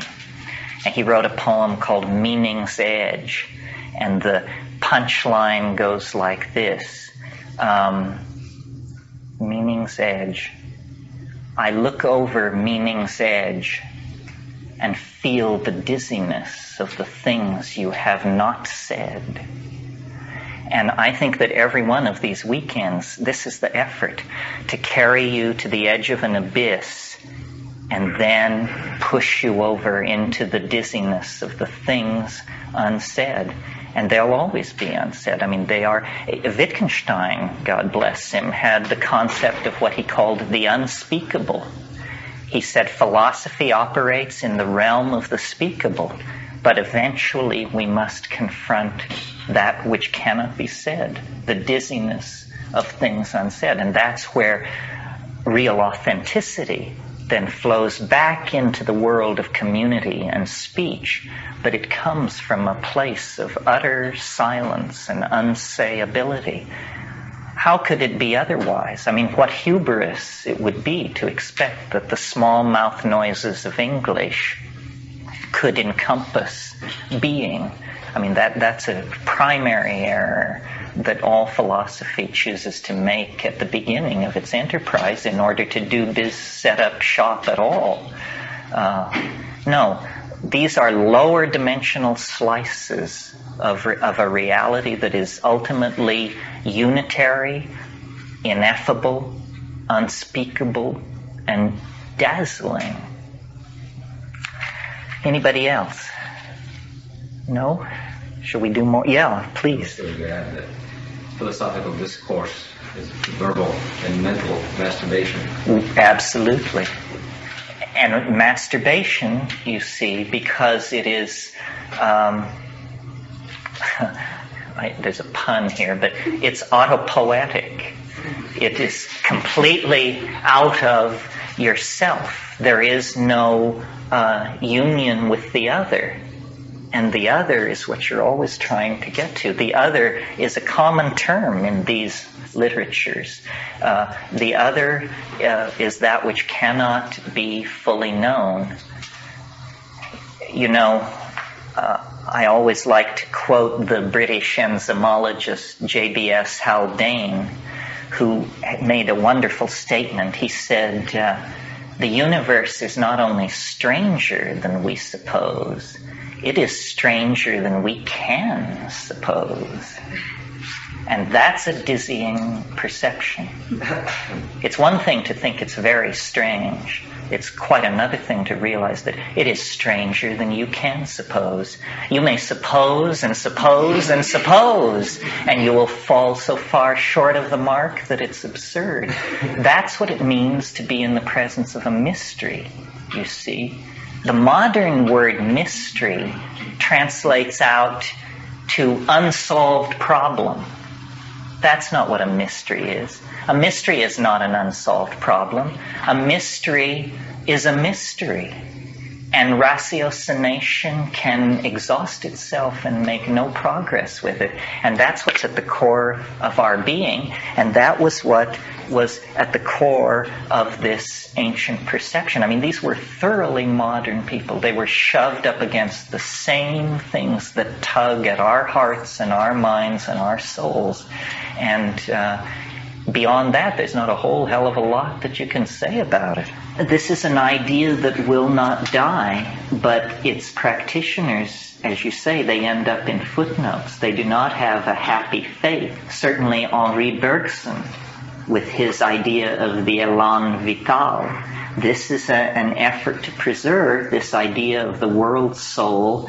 And yet, you know, the fate of Bergson, his influence on modern society, on modern philosophy, is certainly minimal. Alfred North Whitehead is my great favorite. I mean, I think Whitehead is just, the cat's pajamas. And he has this idea of a living cosmos, that life and vitality extend right down into the electron. And yet, in spite of his mathematical contributions, the fact that he wrote Principia Mathematica with Bertrand Russell, Whitehead is not taught. I mean, there's one university in this country where they take him seriously. The modern philosophy is a desert for my money. And who cares about it? Nobody cares about it. Who's living their life according to the conceptions of modern philosophy? Nobody, as far as I can see. But yes, vitalism was this impulse in biology that persisted clear up until the 1920s with embryologists like Driesch and his school. And mechanical biology has been at great pains to suppress that. That's why Rupert Sheldrake is such a breath of fresh air, because he can be seen as a person carrying the vitalist message back into science. I mean, his new book on the greening of science and nature is nothing more than a manifesto for the re-recognition of the presence of the world soul. What about the Native Americans that were living that philosophy until you wiped them out? Yes, well, Aboriginal people, not only the Native Americans, but the tribes of the Amazon, if you live next to nature, this is such an overwhelming perception that it's never called into question. But you see, most of us trace our civilization to desert dwellers who invented agriculture, which gave us surpluses. So then we had to build walled enclosures to defend our surpluses from starving neighbors. And we're talking 6,000 BC at Jericho for this kind of stuff. And so we have been cut off from the natural mind longer than any other group of people on earth. This is how we are able to carry out the demonic, in the negative sense, the demonic reconstruction of the world that we have. I mean, what we have done is, if there is a sin, then we have sinned, Robert Oppenheimer said, beyond all rational argument, the physicists have known sin. And it's because they reached into the heart of matter without reverence. And their best trick was to call down the light that burns at the center of stars, and they call it down to the test centers of our deserts and on to the heads of our enemies, if necessary. But this is a cosmic sin. It's an abomination. It's the story of Western civilization. The first great error was the urbanization, first great error, the invention of agriculture was a pretty staggering bad turn. Then urbanization, and then a piece of bad luck that really we didn't need to have befall us, which was the invention of the phonetic alphabet. And with the invention of the phonetic alphabet, we moved away from symbolism and lost even the symbolic connection to the world. And that happened with the evolution of Demotic Greek and even earlier languages, linear A and B and that kind of stuff. McLuhan talks a lot about this. I mean, we live in a universe so alienated that we can barely conceive of the way back. But hopefully, archaeology is a wonderful thing. I mean, we are actually, as I said to you last night, digging into the stratigraphic layers of our past and reconstructing these ancient intellectual machines and setting their gears turning and seeing how it works. And hopefully, when we recover, we're like amnesiacs. We're like people who don't remember who we are or where we came from, and we just wander mumbling through the streets of our cities, foraging in garbage cans and frightening other people. And yet, if we could wake up, and archaeology and the rebirth of an awareness of the goddess and the pushing of science to the point where its irrational foundations become more clear. This is all part of a program of awakening, of an archaic revival that will then make us part of the living world rather than a disease, a parasitic force upon it. This refers to the theme I touched on a little bit last night of the importance of the imagination and how I think that our destiny lies in the imagination. God is ever existent and makes manifest all else, but he himself is hidden because he is ever existent. He manifests all things, but is not manifested. He is not himself brought into being in images presented through our senses, but he presents all things to us in such images. It is only things which are brought into being that are presented through sense. Coming into being is nothing else than presentation through sense. This is so thoroughly modern. It's just staggering. I mean, it's for 1,000 or 1,500 years, people couldn't say anything that clearly. It is evident then that he who alone has not come into being cannot be presented through sense, and that being so, he is hidden from our sight.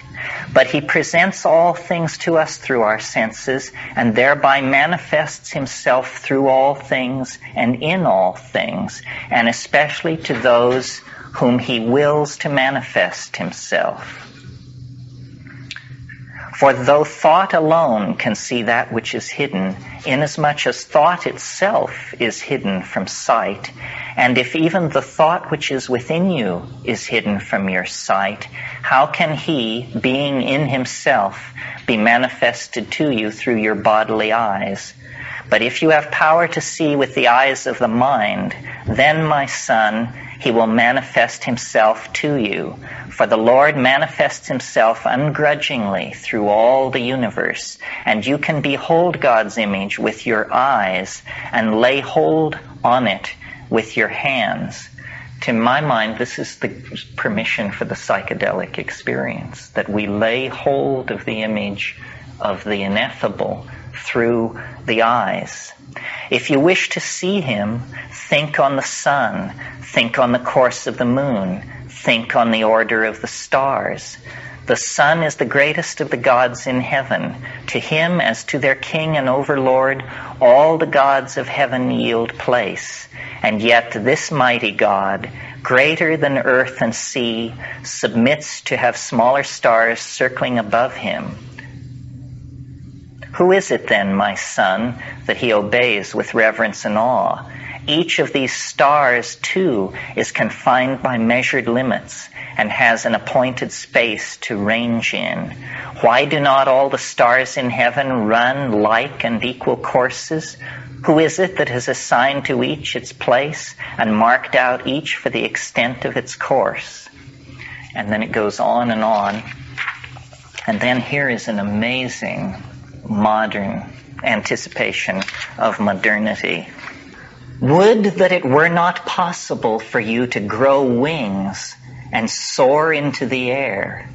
Poised between earth and heaven, you might see the solid earth, the fluid sea, and the streaming rivers, the wandering air, the penetrating fire, the courses of the stars, and the swiftness of the movement with which heaven encompasses all.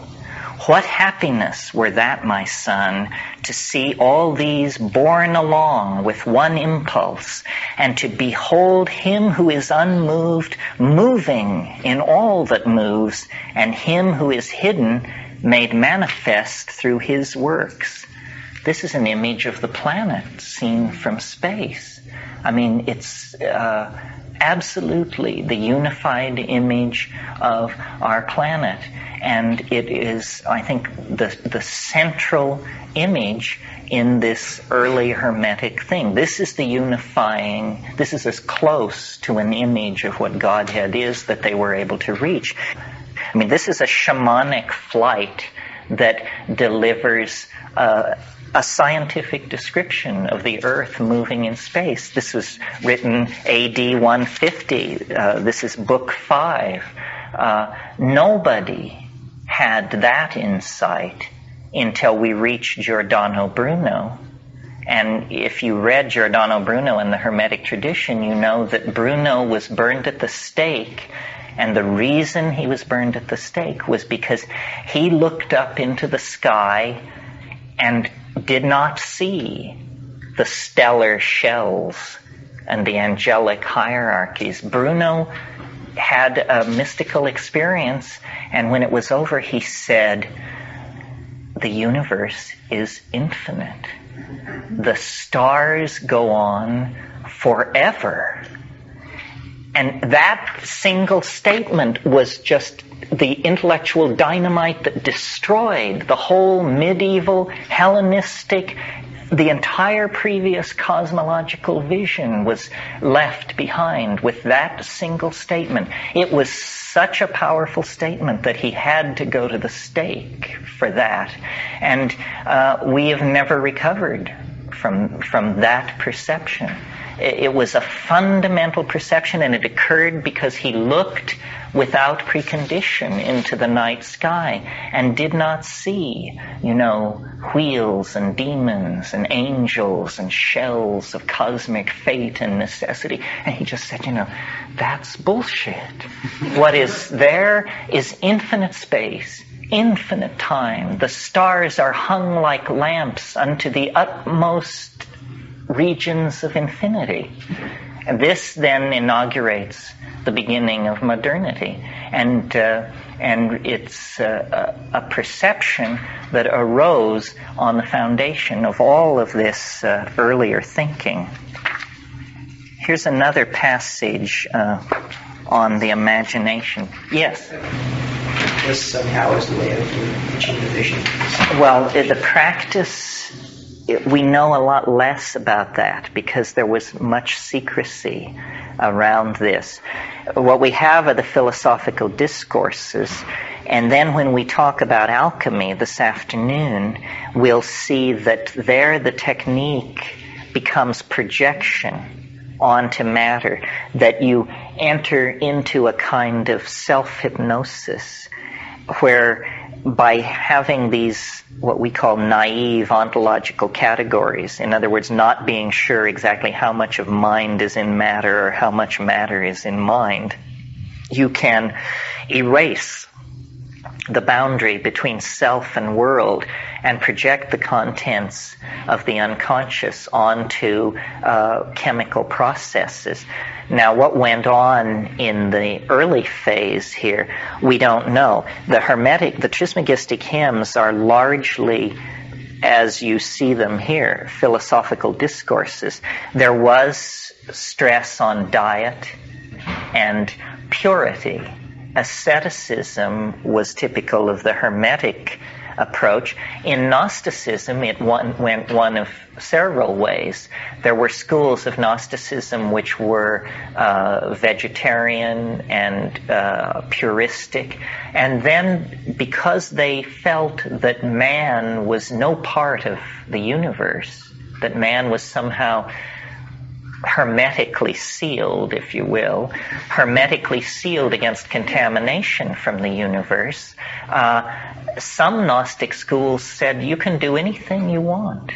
You can have any kind of sexual arrangement you want. You can do anything you want because do not think that you are part of the universe. And so you had Gnostic schools side by side, some orgiastic and quasi-tantric, and some ascetic. There were Gnostic sects that, you see, because the idea was that light was trapped in matter by the act of procreation, there were Gnostic sects that only practiced forms of sexual union that couldn't lead to conception. So there were presumably exclusively homosexual sects. There were sects which only practiced anal intercourse. And for them, that was the same as celibacy, because the real concern was not to trap any more of the light.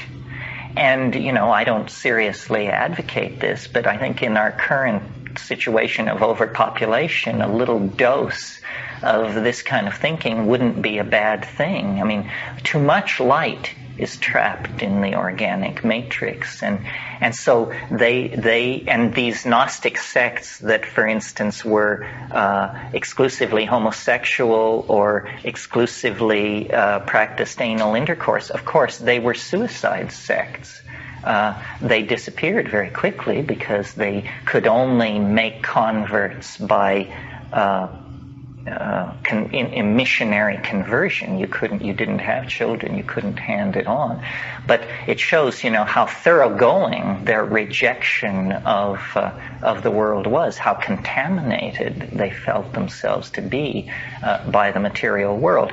But then you also had, as I mentioned, these optimistic schools that saw nature as something to be perfected, and said man has been set onto the earth not to reject it, but to perfect it. And utopianism, the belief that one can create a perfect society, it goes back into these Hermetic ideals, because the idea was that a perfect society could be the goal of the alchemical work. Let me read you a passage from Giordano Bruno. This is a wonderful passage from the Picatrix. Remember Picatrix? This was the book of 12th century magical texts that began to introduce these Hermetic ideas. And this passage is the core passage that inspired the Rosicrucians and numerous other utopian movements. Here is Francis Yates. Hermes Trismegistus is often mentioned as the source for some talismanic images and in other connections, but there is in particular one very striking passage in the 4th book of Picatrix, in which Hermes is stated to have been the first to use magical images and is credited with having founded a marvelous city in Egypt. And here is the passage from the Picatrix. There are among the Chaldeans very perfect masters in this art, and they affirm that Hermes was the first who constructed images by means of which he knew how to regulate the Nile against the motion of the moon. This man also built a temple to the sun, and he knew how to hide himself from all so that no one could see him, although he was within it. Now, those of you who are scholars of Rosicrucianism know that one of the things that was always said about Rosicrucians was that they were invisible. This was how Robert Flood proved to people that he wasn't a Rosicrucian. He'd say, "You're looking at me, so how can I be one?" And so he's in the temple, but he could not be seen within it. It was he, Hermes Trismegistus, too, who in the east of Egypt constructed a city 12 miles long, within which he constructed a castle which had 4 gates in each of its 4 parts.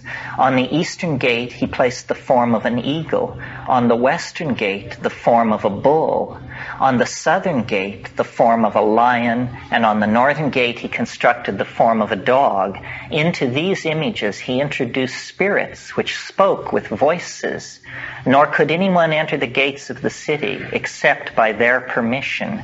There he planted trees, in the midst of which was a great tree which bore the fruit of all generation. On the summit of the castle he caused to be raised a tower 30 cubits high, on the top of which he ordered to be placed a lighthouse, the color of which changed every day until the 7th day, after which it returned to the first color. And so the city was illuminated with these colors. Near the city there was abundance of waters, in which dwelt many kinds of fish. Around the circumference of the city he placed engraved images and ordered them in such a manner that by their virtue the inhabitants were made virtuous and withdrawn from all wickedness and harm. The name of the city was Adocentine. Now, what we're familiar with from the Platonic literature is a quasi-rational, largely rational approach to utopian thinking that you get in the Republic. However, students of the Republic will recall that the fifth or 10th book of the Republic contains the myth of which we went over in detail in the section I did on Neoplatonism. And the myth of is one of the most bizarre and puzzling passages in the entire ancient literature. You recall Er was a soldier who died. He was killed in battle. But after 8 days, he returned to life, and then he told a story that is the absolute puzzlement of ancient scholars. It's highly mathematical. It has to do with the spindle of necessity and the description of some kind of cosmic machine, and all the ratios of the gears of this machine are given, and nobody knows what is being talked about. But here we have a different thrust, a magical utopianism, and the idea of a perfected human society using magic, because these engraved images that he ordered in such a manner that by their virtue the inhabitants were made virtuous, that means he was able to deflect the energies of cosmic fate. The city was immune to astrological malefic influence. It was protected. And when we talk later about the alchemical aspirations of the Rosicrucians and John Dee and Frederick the Elector Palatine of Bohemia, we'll see that this impulse toward an alchemical kingdom returns again and again. In a way, utopianism is the four-gated city of utopian magical dreaming is one version of the Philosopher's Stone. It's a kind of diffuse notion of the Philosopher's Stone, but it's a society in perfect harmony with fully realized beings living within it, practicing a cosmic religion that frees them from the impulses of cosmic fate. The other thing that is going on in some of this alchemical imagery is a kind of subtext of late alchemy is what's called the ars memoria, the art of memory. And in fact, Francis Yates has a book called The Art of Memory. And this is a lost art. Literally, it begins with the Roman orator Cicero and was practiced up until the early 17th century. And what it consisted of was orators. It was considered very bad form to read your speech if you were an orator. And so you had to memorize your speech, and there were tricks of memory. And the commonest mnemonic trick was to think of a building. It was called the Memory Palace, a building that is familiar to you. I've done this myself with the University of California because it's an area that I'm very familiar with because I was a student there, and there are many buildings and many hallways and many floors. And what you do is when you make your speech, in your mind you are moving through the memory palace, and at various points you construct what are called emblemata. And the idea of these emblemata is that they be as unusual, shocking, and unexpected as possible in order to be memorable to you.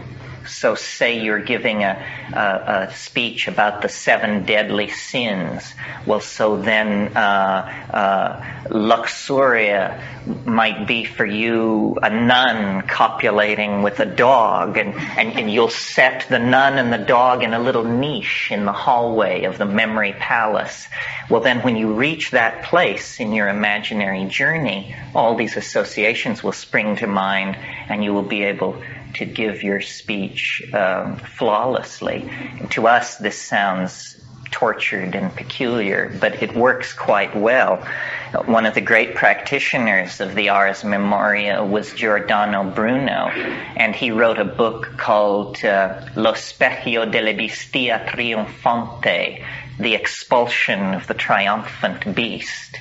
And my God, Max Ernst, eat your heart out. I mean, this is a surreal epic read as straight plain text, because that's not how it's supposed to be read. It's an agglomeration of these mnemonic emblemata that led him on then to probably give a fairly conventional disputation on one subject or another. But there are even old books of these emblemata that are before surrealism. These were some of the wildest images that the Western mind would tolerate. The one thing that we didn't get into this morning was talking about the astrological side of it and the role of the decans. The decans are these demons, 3 to a sign, so there are 36 of them. And this was thought to be an astrological conceit that goes back to Egypt, as opposed to the ordinary zodiacal significators, which go back to Haran in what is now modern Iraq. And these decans were the demons that were summoned by these Renaissance magi in an effort to control and manipulate fate. You may, if you were paying attention this morning, noticed that in all the reading I did from the Corpus Hermeticum, there was really nothing explicitly magical about it. It was philosophical. There was one mention, I think, of animating statues in the description of the four-gated city. But it was those magical animation passages that really captured the imagination of the Renaissance, and they built on that. And the idea, simply put, is that these decans and zodiacal signs are at the center of associative schemata, which include plants, minerals, odors, certain flowers, certain animals. Everything had its decanic assignation. And so if you were involved in promoting an affair with a woman or something like that, then you would do an invocation to Venus, and you would gather the associated minerals, stones, animals, and you would put them in a room, and then certain tonal modes were also associated with these things. And so you would play the music, you would have the flowers present, the minerals present, the invocations, and what you were trying to do is create a microcosm of the macrocosm to draw down this stellar energy. It wasn't about the classical Hollywood appearance of demons in a circle. That's the stuff of Picatrix, the earlier, somewhat less refined style of magic. Let's see. Yes. Oh, here it is. I did bring it. I wanted to read you one passage here from, this is Francis Yates again in Giordano and the Hermetic Tradition, because this describes this change of status of the magician that we're interested in. And also what we didn't talk about this morning was the importance of Kabbalah, which came in quite late, but was then worked out in great detail. This was originally the idea, it was the Jewish contribution to this kind of magic. It was the idea that since the world had been made by Jehovah, by the speaking of words, in principio et verbum et verbo caro factum est. In other words, the speaking of Hebrew was thought to be the use of a primary linguistic tool for the purposes of creation. The problem for these Italians was very few of them spoke Hebrew, and so it was sometimes practiced silently. The mere constructing of these Hebrew letters and the setting out of messages in Hebrew was deemed efficacious as well. And then a further declension for people who were even frustrated with that was to channel magical languages which were pseudo-Hebraic in structure and appearance. And this is a whole branch of research, much too arcane for us to go into here. The only non-Hebraic magical language that I may mention will be Enochian. And Enochian was an angelic language channeled to John Dee and used by him in his magical evocations, and then later it was taken up by Aleister Crowley and the folks of the Golden Dawn. But there were many of these magical languages. The Voynich manuscript is written in one of them. But I want to read you this passage about how the Renaissance changed the status of the magician. We begin to perceive here an extraordinary change in the status of the magician. The necromancer concocting his filthy mixtures, the conjurer making his frightening invocations, were both outcasts from society, regarded as dangers to religion, and forced into plying their trades in secrecy. These old-fashioned characters are hardly recognizable in the philosophical and pious magi of the Renaissance. There is a change in status almost comparable to the change in status of the artist from the mere mechanic of the Middle Ages to the learned and refined companion of princes of the Renaissance, and the magics themselves are changed almost out of recognition.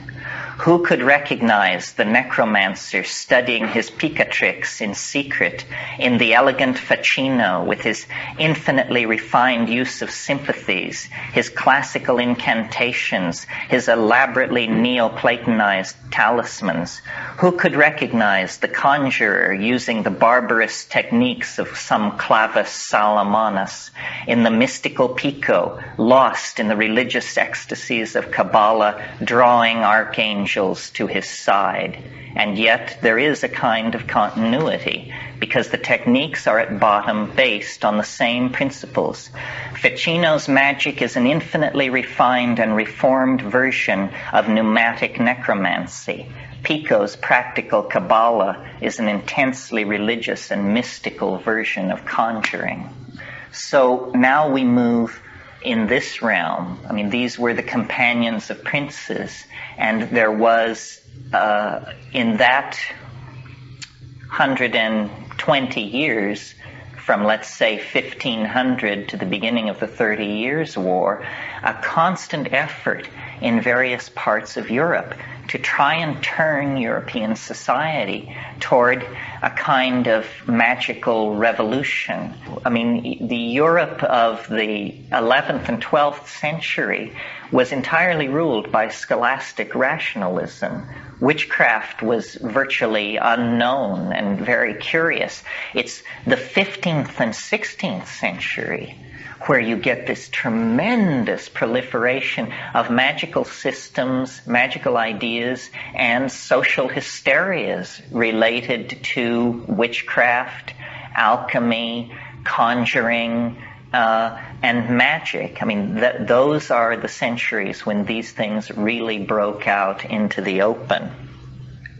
And alchemy in that period is basically a story of personalities. Wonderful personalities, too many for us to really talk about in detail. I mean, we have Nicholas and Pertinel Flamel, who sought and found the Philosopher's Stone, according to legend, and according to legend are living to this day somewhere in Central Asia in perfect happiness, having achieved not only the chemical wedding, but the water stone of the wise. And then we have Basil Valentine, who refined red wine and distilled it in distillation apparatus until he got essentially pure alcohol. And upon drinking this, he was so convinced that he had found the philosopher's stone that he announced the imminent approach of the end of the world based on his discovery.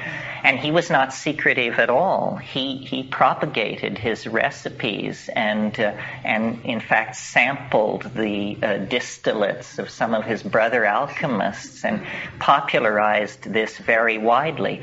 To this day, the reason certain cognacs are in the hands of monastic orders and no one else can make these things is because they were originally alchemical secrets. And many of these early alchemists were men of the cloth, quite a number of them. So what I thought I would do is, in a highly chaotic fashion, read you some of this alchemical literature. Now, the big bring down about alchemical literature is that apparently the muse didn't always smile on the alchemist. And some of this poetry is pretty tormented stuff. Why this is, who can say? But let's try one here and see if you can bear with it. Also, my Middle English is not as good as it might be. This is a short one and typical, and you will see why the alchemists were charged with unbearable obscurity and prolix prose. This poem is called A Description of the Stone. Though Daphne fly from Phoebus bright, yet shall they both be one. And if you understand this right, you have our hidden stone. For Daphne, she is fair and white, but volatile is she. Phoebus, a fixed god of might, and red as blood is he. Daphne is a water nymph, and hath of moisture store, which Phoebus doth confine and heat, and dries her very shore. They being dried into one, of crystal flood must drink, till they be brought to a white stone, which washed with virgin's milk, so long until they flow as wax, and no fume you can see. Then have you all you need to ask. Praise God and thankful be. This is a recipe for the production of the philosopher's stone. And the author, I'm sure, felt that he'd spoken as clearly as he dare speak. And yet, making something of this is no easy task. This is from the Theatrium Chemicum Britannicum and the late phase of alchemy. Here's another one. The world is a maze, and wot you why? Forsooth of late a great man did die, and as he lay a-dying in his bed, these words in secret to his son he said.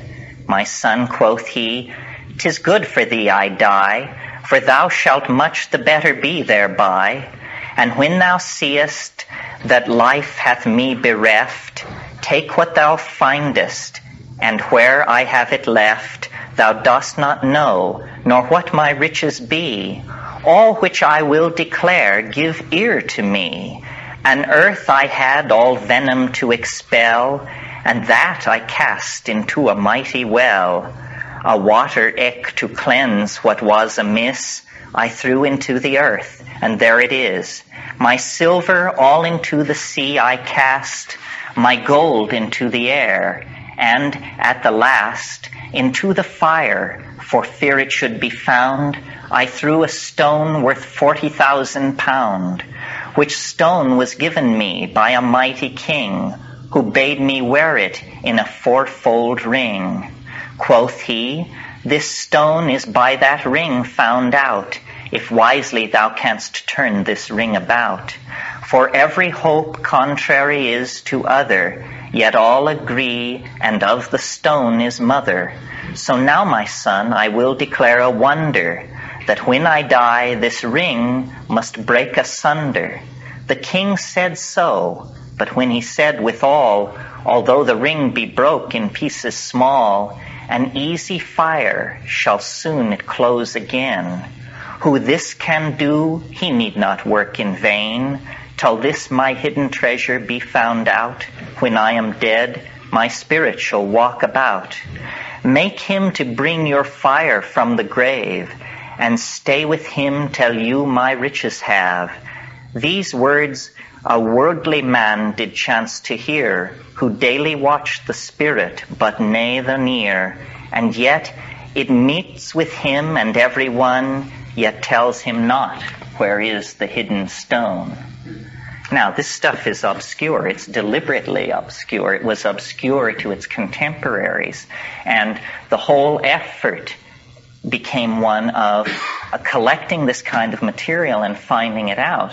And you have to understand, this was all circulating in manuscript. Very little of this was printed. The Theatrium Chemicum Britannicum was not printed until 1652. So this was a world without vehicular transportation other than the horse and carriage, and these people were paranoid of being discovered and persecuted for wizardry and witchcraft by the church.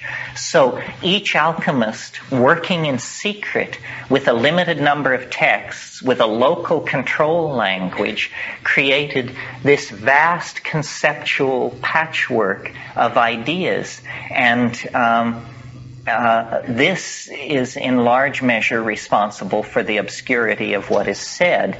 Then another factor which impinges on this and further complicates the matter is that the name of the game was projection of the contents of the imagination onto physical processes.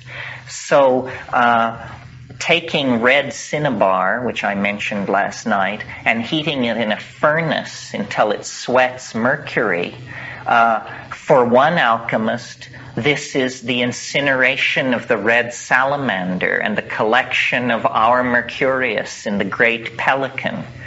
They named their chemical apparati after animals and gods, and so the pelican is a standard distillation apparatus, basically a condenser on top of something which is boiled.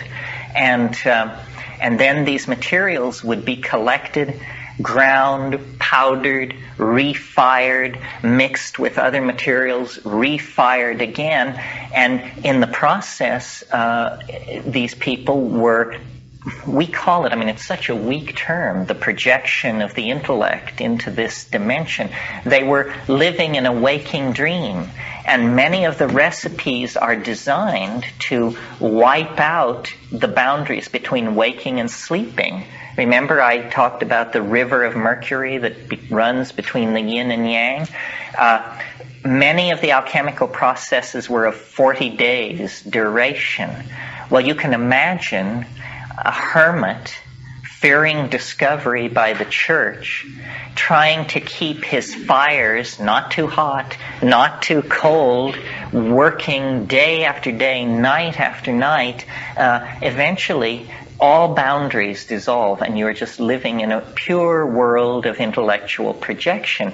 And then, in the swirling of the alembic, in the chemical processes going on in the retort, you begin to be able to project your conscious onto this. It's what we call visualization. But for us, it's a kind of a weak term, because we are never really able to accept in the psychedelic state to transcend the belief in the inner world and the outer world being somehow separate. So for us, it's always separate from us. But they were able to wipe out that boundary. Well, then, what they saw in their swirling retorts and alembics was not carbonization, calcination, condensation of various molecular weights of liquids and oils out, but rather the birth of the red lion, the coming of the eagle, the appearance of the smaragdine stone. They had hundreds and hundreds of these words, and I didn't bring any with me, but much alchemical literature are dictionaries Martinus Rulandus's Alchemical Dictionary is a huge book of words with special meanings in the alchemical context. And these... Okay, so why? Why do this? And what happens when you do it? Well, no matter what alchemist you're reading, there's always an agreement that there are stages in the great work, stages in the opus, as they called it. And you can't get any agreement on in what order these stages come. But roughly, it's something like this. Most agree that it begins in the negredo, the blackening, our crow, the saturnine world of what we would call manic depression, despair, and that our chaos, a chaotic, near psychotic state of unbounded hopelessness. And that is the precondition then for the alchemical work. Though the stages of the opus never occur in order. I had a dream last night that was, I think, triggered by an illustration in Fabricius that I'll show you tonight. But it was a classical alchemical dream. It was that I was at a country fair, and its antiquity was indicated by the fact that it was happening on the schoolyard of my childhood. And as I moved among the participants of this country fair, I began to notice that they were freaky. I mean, there were people with withered arms, and one side of their face slid down, and so forth and so on. The whole thing began to drift toward nightmare. And Richard Hermes Bird appeared in my dream as my alchemical compadre, and at one point a black woman, perfect symbolism for the negredo, a black woman with 3 withered arms and 6 or 7 breasts slid herself sideways in front of me. And it was at that point that I went and found Richard and said, I think we better get out of here. Well, now, an alchemist would greet a dream like this with great anticipation and joy, and would understand that this sets the stage now for the next movement forward. Well, then accounts differ, and those of you who really want to get into this, I recommend you read Mysterium Conjunctionis by Jung, the mysterious conjunction. And he discusses the negredo in great detail. Another symbol for the negredo is the senex, the old man, because the old man is just short of death, and that's the state that the negredo makes you feel. Well, then you must take this raw, chaotic, unformed material, often compared to feces, compared to corruption, compared to the contents of an opened grave, and you must cook it in the alchemical fires of contemplation, prayer, and ascetic self-control. And then you will move through a series of stages that are associated with colors. There is the rubedo, the reddening. There is the citrinitas, the yellowing. There is the viriditas, the greening. And the order in which these occurs differs according to who you follow. But then there is closure at the end of the process. Most alchemists, although certainly not all, agree that the higher state is the albedo, the whitening, the purificatio. Right? So at each stage, there are sub-stages of dissolution, dissolutio, et coagulatio. And there's one alchemical aphorism that says, dissolutio et coagulatio, know this, and this is all you need to know. And so it's a melting and a recasting and a purifying of psychic contents. Well, then so finally you reach the albedo, the whitening, the highest stage, the stage of great purity. But remember how I said last night that Mercury was always the metaphor for mind in alchemy, or one of the metaphors for mind in alchemy, and I talked about its mutability and its ability to take the shape of its container, and when you shatter it, it then splits into many reflections. So once you move into the domain of the albedo, the whitening, then a whole new problem arises for the alchemist. And this is the problem of the fixing of the stone.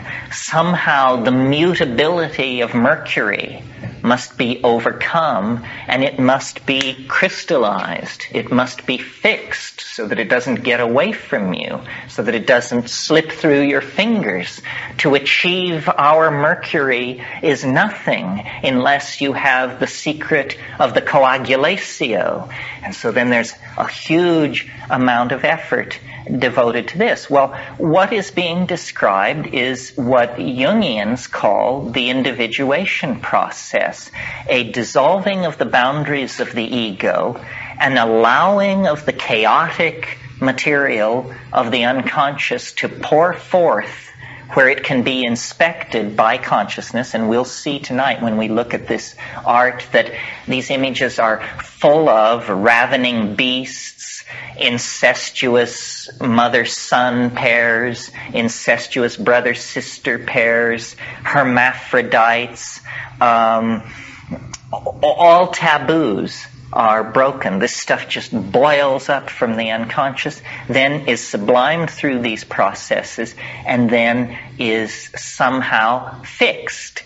And this fixing then is the culmination of alchemy. And if you can bring off this trick, then you possess our stone, the philosopher's stone, the lapis, the Sophic hydrolith of the wise, Irenaeus Philalethes calls it. And there were hundreds of control words for naming the secret difficult to obtain. Alchemical gold, in short. This is what we're after. And if you possess it, nothing else is worth anything, because it is psychic completion, peace of mind. Jung called it the self. It's the self that we are trying to recover. And remember, we talked about the Gnostic myths of the light trapped in matter. Well, this is the lumine de lumine. This is the light of light, the lux natura, the light drawn out of nature and condensed into a fixed form, which then becomes the universal panacea. And I'm using as many of these alchemical terms as I can draw out of my memory to give you a feeling for it. This is the universal medicine. It cures all ills. It brings you riches, fame, wealth, self-respect. It's the answer. It's what everyone is looking for and no one can find, you see. So this just became a consuming passion of the 15th and 16th century mind. And they thought they were on the brink of it. And along the way, they were discovering stuff like distilled alcohol, phosphorus, gunpowder. All of these things were coming out of the alchemical laboratories, but that was not it. You see, they kept driving themselves onward because they knew that that this was not the real thing, and they were pursuing the real thing. Well, then, for some people, it became then reassociated with this notion of the utopia that I mentioned this morning in the passage that I read about the city of Hermes Trismegistus.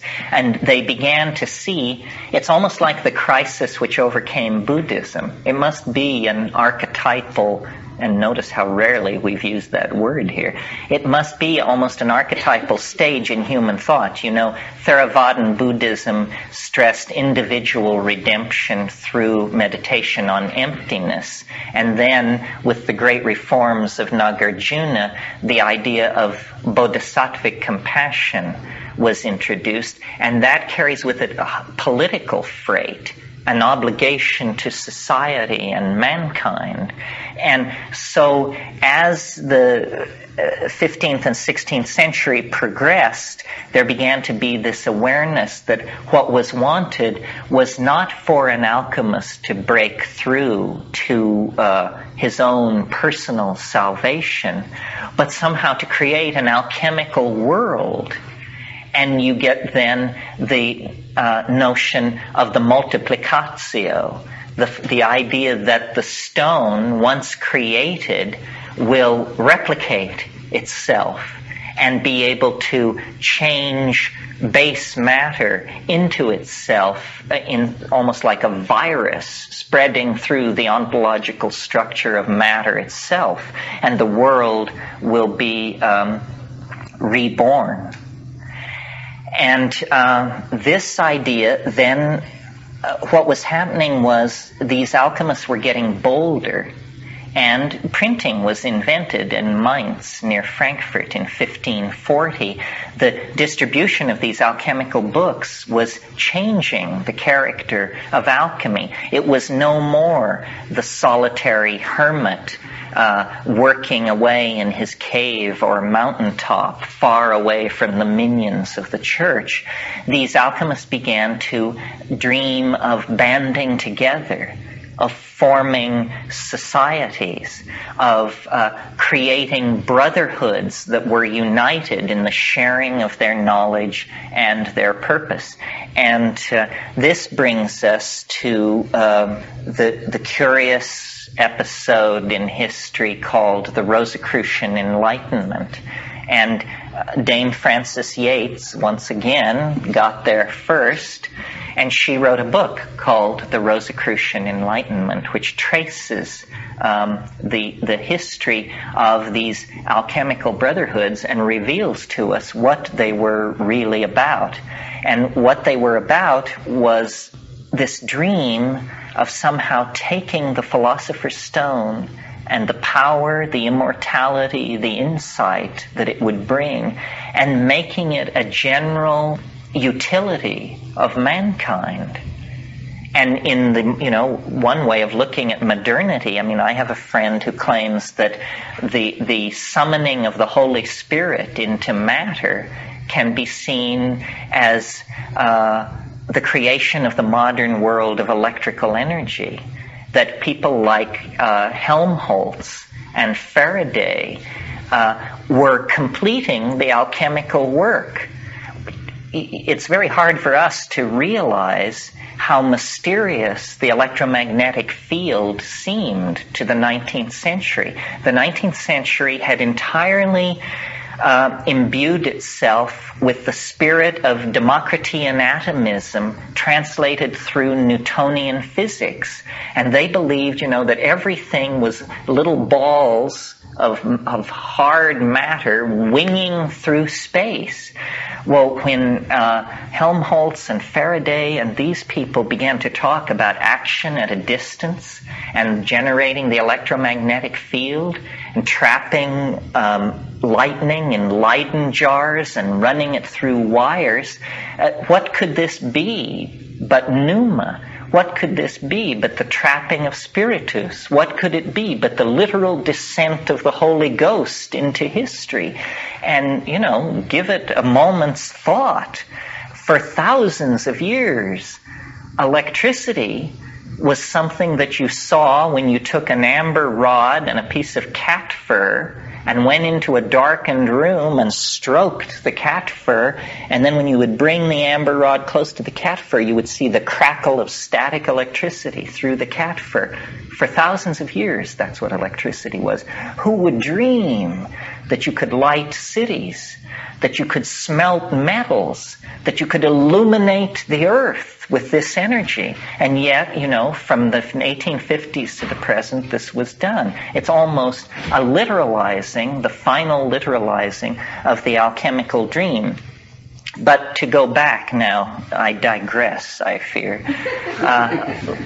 Let's go back to the climate of the 1580s. And the central culprit here and to my mind, a giant figure casting an enormous shadow over the landscape of alchemy and modern science is the Englishman John Dee. John Dee united in himself the complete spirit of the medieval magus and the complete spirit of the modern scientist. He invented the navigational instruments that allowed the conquest of the round earth. When Francis Drake sailed up the coast of California, he had navigational instruments that were top secret. The French, the Spanish must be kept away from this stuff, and these were navigational instruments created by John Dee that allowed him to locate himself anywhere on the globe. But John Dee was a man who, on a late summer evening in Mortlake, in his house in Mortlake outside London, the angel Gabriel descended into his garden and gave him what he called the show stone, S-H-E-W in Old English, the show stone. And the show stone exists to this day. You can see it in the British Museum. And what's amazing about it is it's a piece of polished obsidian. It's an Aztec mirror, is what it is. And, there was a ruler of the Aztecs named Smoky Mirror. How John Dee got this thing, we cannot even imagine. I mean, he says he got it from an angel. Nobody can really say that. However, I suspect that Cortez, on his first return to Spain from the New World, he brought a number of objects with him that he had collected in central Mexico. And somehow John Dee got his hands on this thing, and it was for him a television screen into the Logos, and he used it over a number of years to direct the foreign policy of England. He was the confidant of Queen Elizabeth I, and he also was the most accomplished astrologer in Europe.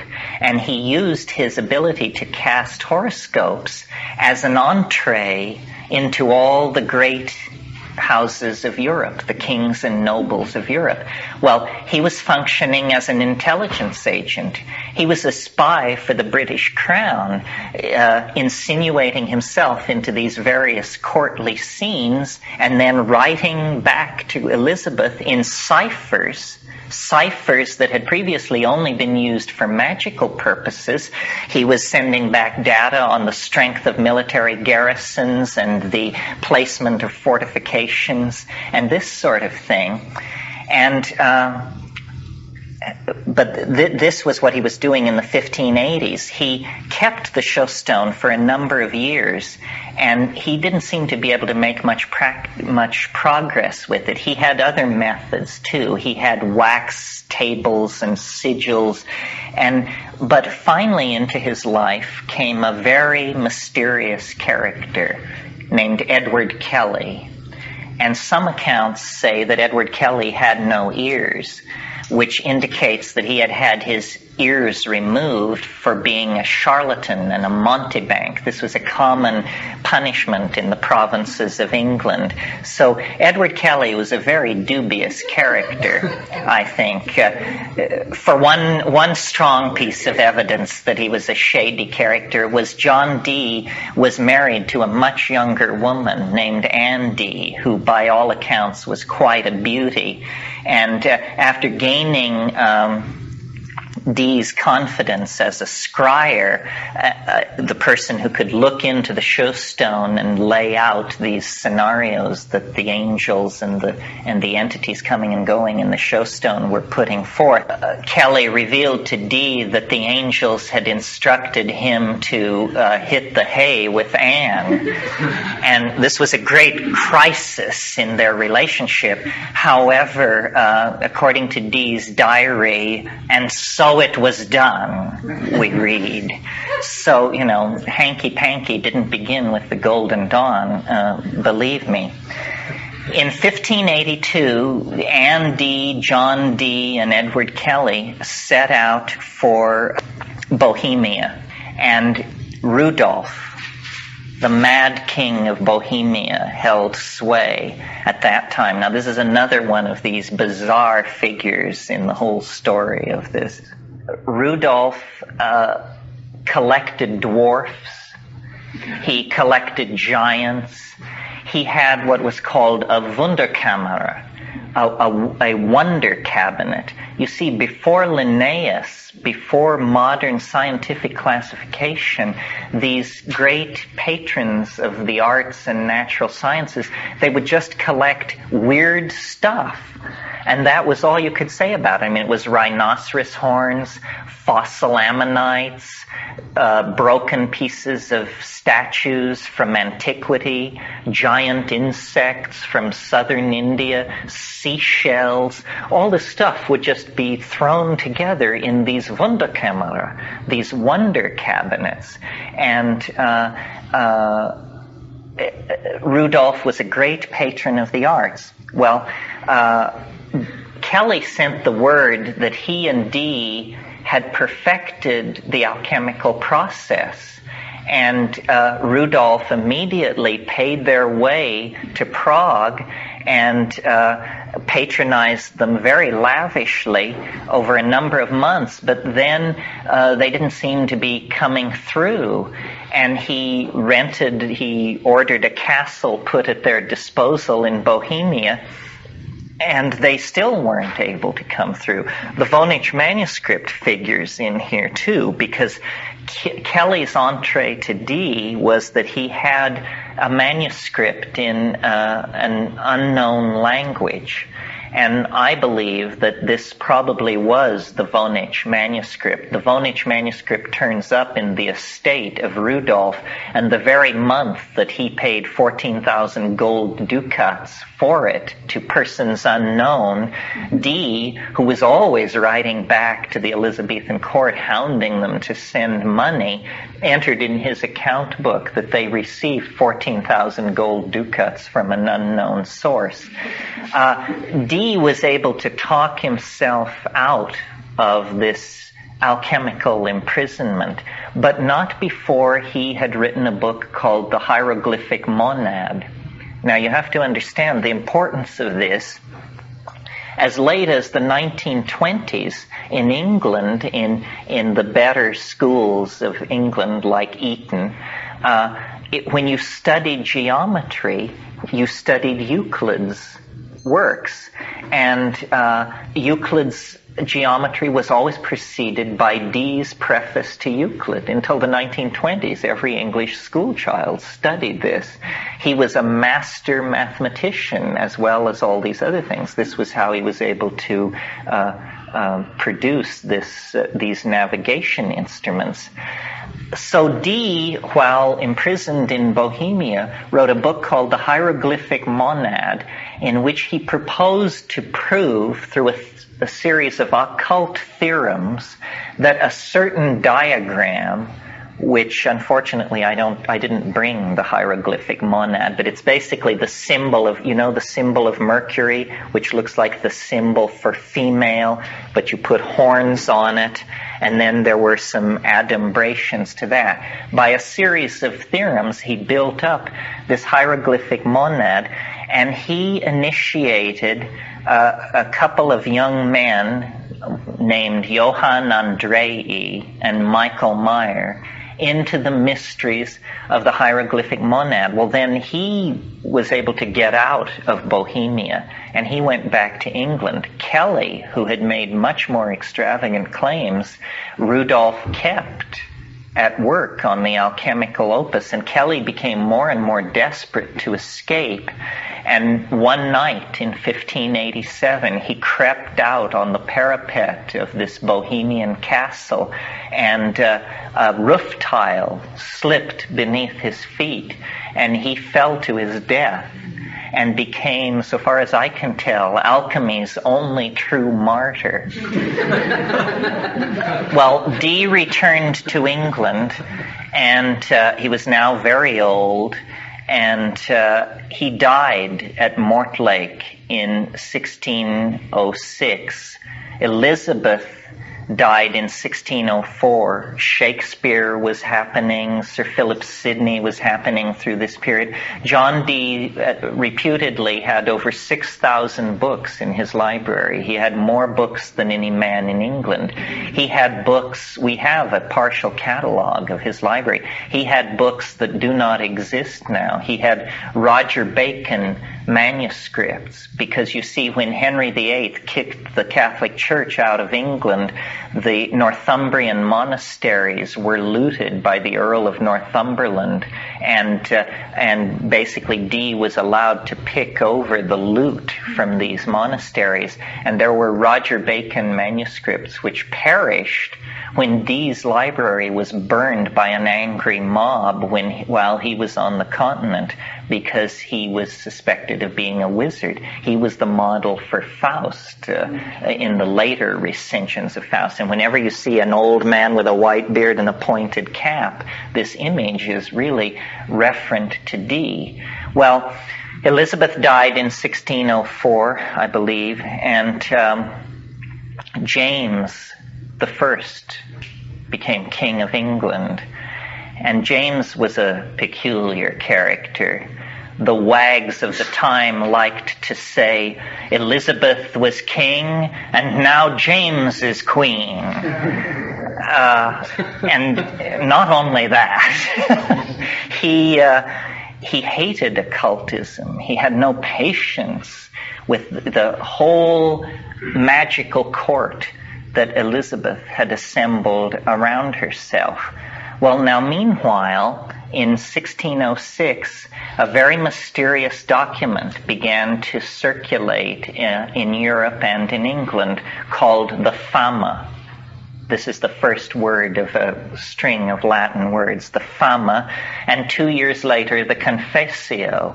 And what these were announcements that an alchemical brotherhood was seeking recruits. These are the primary documents of Rosicrucianism.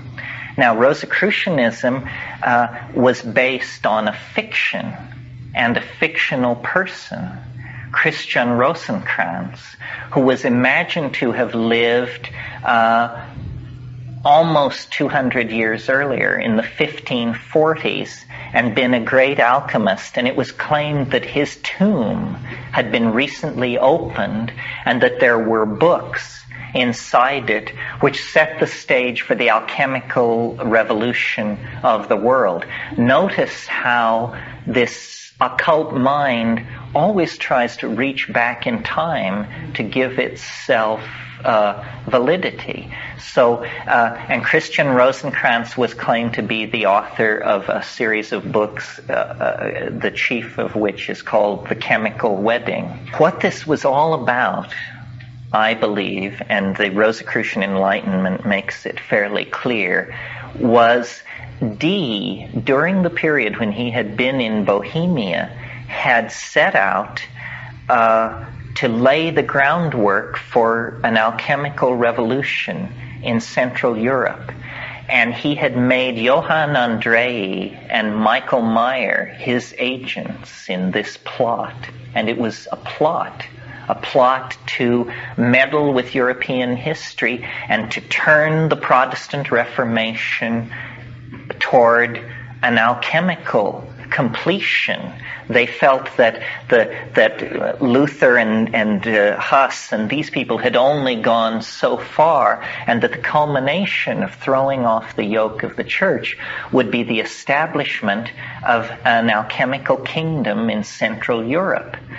The target then of the attention of Michael Meyer and Johann Andrei and a number of these alchemists became the young Frederick, he's called Frederick the Elector Palatine. He was a prince of the Northern League in Germany. He ruled in Heidelberg. And Heidelberg, as you know, is a 1,000-year-old university city. And I believe I mentioned that the alchemical press of Theodor de Bry was operating out of Heidelberg. Heidelberg became a magnet for all the occult thinking going on in Europe. And all the puffers and alchemists, the gold makers, the philosophers, the charlatans, they all converged on Heidelberg. And Andrei and Meyer were advisors of the young Frederick. And they steered him by a series of political manipulations too complex to tell toward a marriage with the daughter of James I of England, who was named Elizabeth, interestingly enough. So Frederick the Elector made Elizabeth, the son of James of England, his wife. Now, Frederick here made a serious miscalculation because he thought that if James would give the hand of his daughter in marriage, that this was his way of blessing this alchemical conspiracy. Actually, what was on James's mind was he was about to give one of his sons in marriage to a Spanish princess of the Habsburg line, a Catholic. In other words, he was playing both sides against each other. He was not giving the green light to an alchemical revolution at all. But it was assumed so. Well, then in 16, 17, 18, Rudolph, remember Rudolph, the emperor? He finally dies at a very ripe old age. And at that time, the Protestant League, which was made up of these princes, of these small principalities scattered across Germany and Poland, they actually elected the emperor. It was not by right of primogeniture, but by election by what was called the Northern League, this group of princes. Frederick and his alchemical cohorts had done their political groundwork very, very skillfully, and they were able to engineer the election of Frederick to Emperor of the Empire. And he became Frederick the Elector Palatine of Bohemia.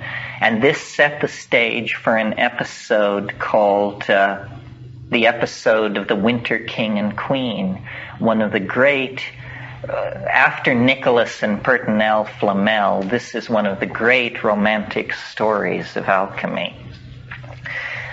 They moved their court from Heidelberg to Prague, and all the alchemists went with them, and they assumed that English armies would support them if there was any squawk from the Habsburgs. And the winter of 1618, they ruled there and began to lay the groundwork for the transformation of Northern Europe into an alchemical kingdom. The problem was, as I said, the faithlessness and duplicity of James I of England. He did not support them, in spite of the fact that the fate of his daughter hung in the balance.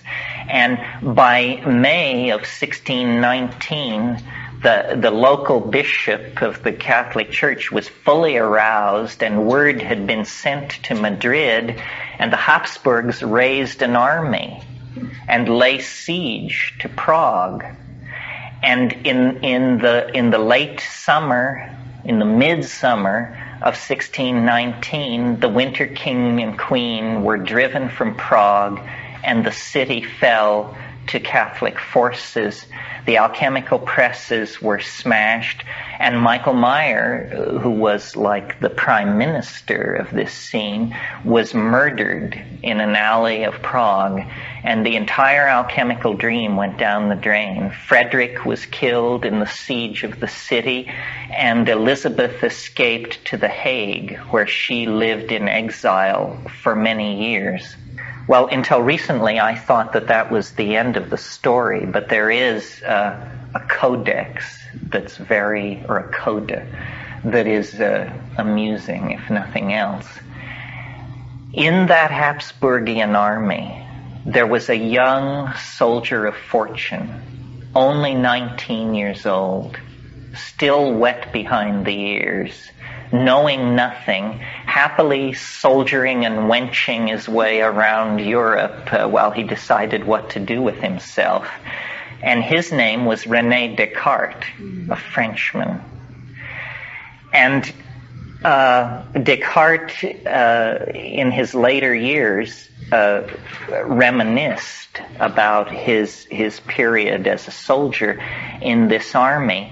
And I like to think that it was actually Descartes who murdered Meyer. One of my ambitions is to write a play or a novel where these two confront themselves in a back alley of burning Prague and carry on a debate about the future of Europe before Michael Meyer falls to the sword of Descartes.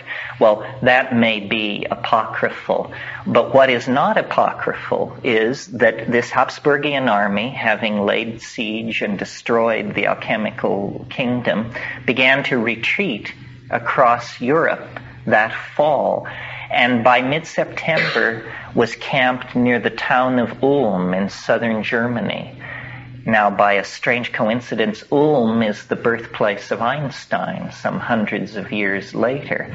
But on the night of September 16th, Descartes had a dream, and in this dream, an angel appeared to him. This is documented by his own hand. And the angel said to Descartes, "The conquest of nature is to be achieved through measure and number."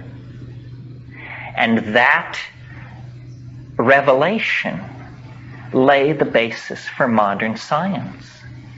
René Descartes is the founder of the distinction between the res virens and the res extensa, the founder of modern science, the founder of the scientific method that created the philosophical engines that created the modern world.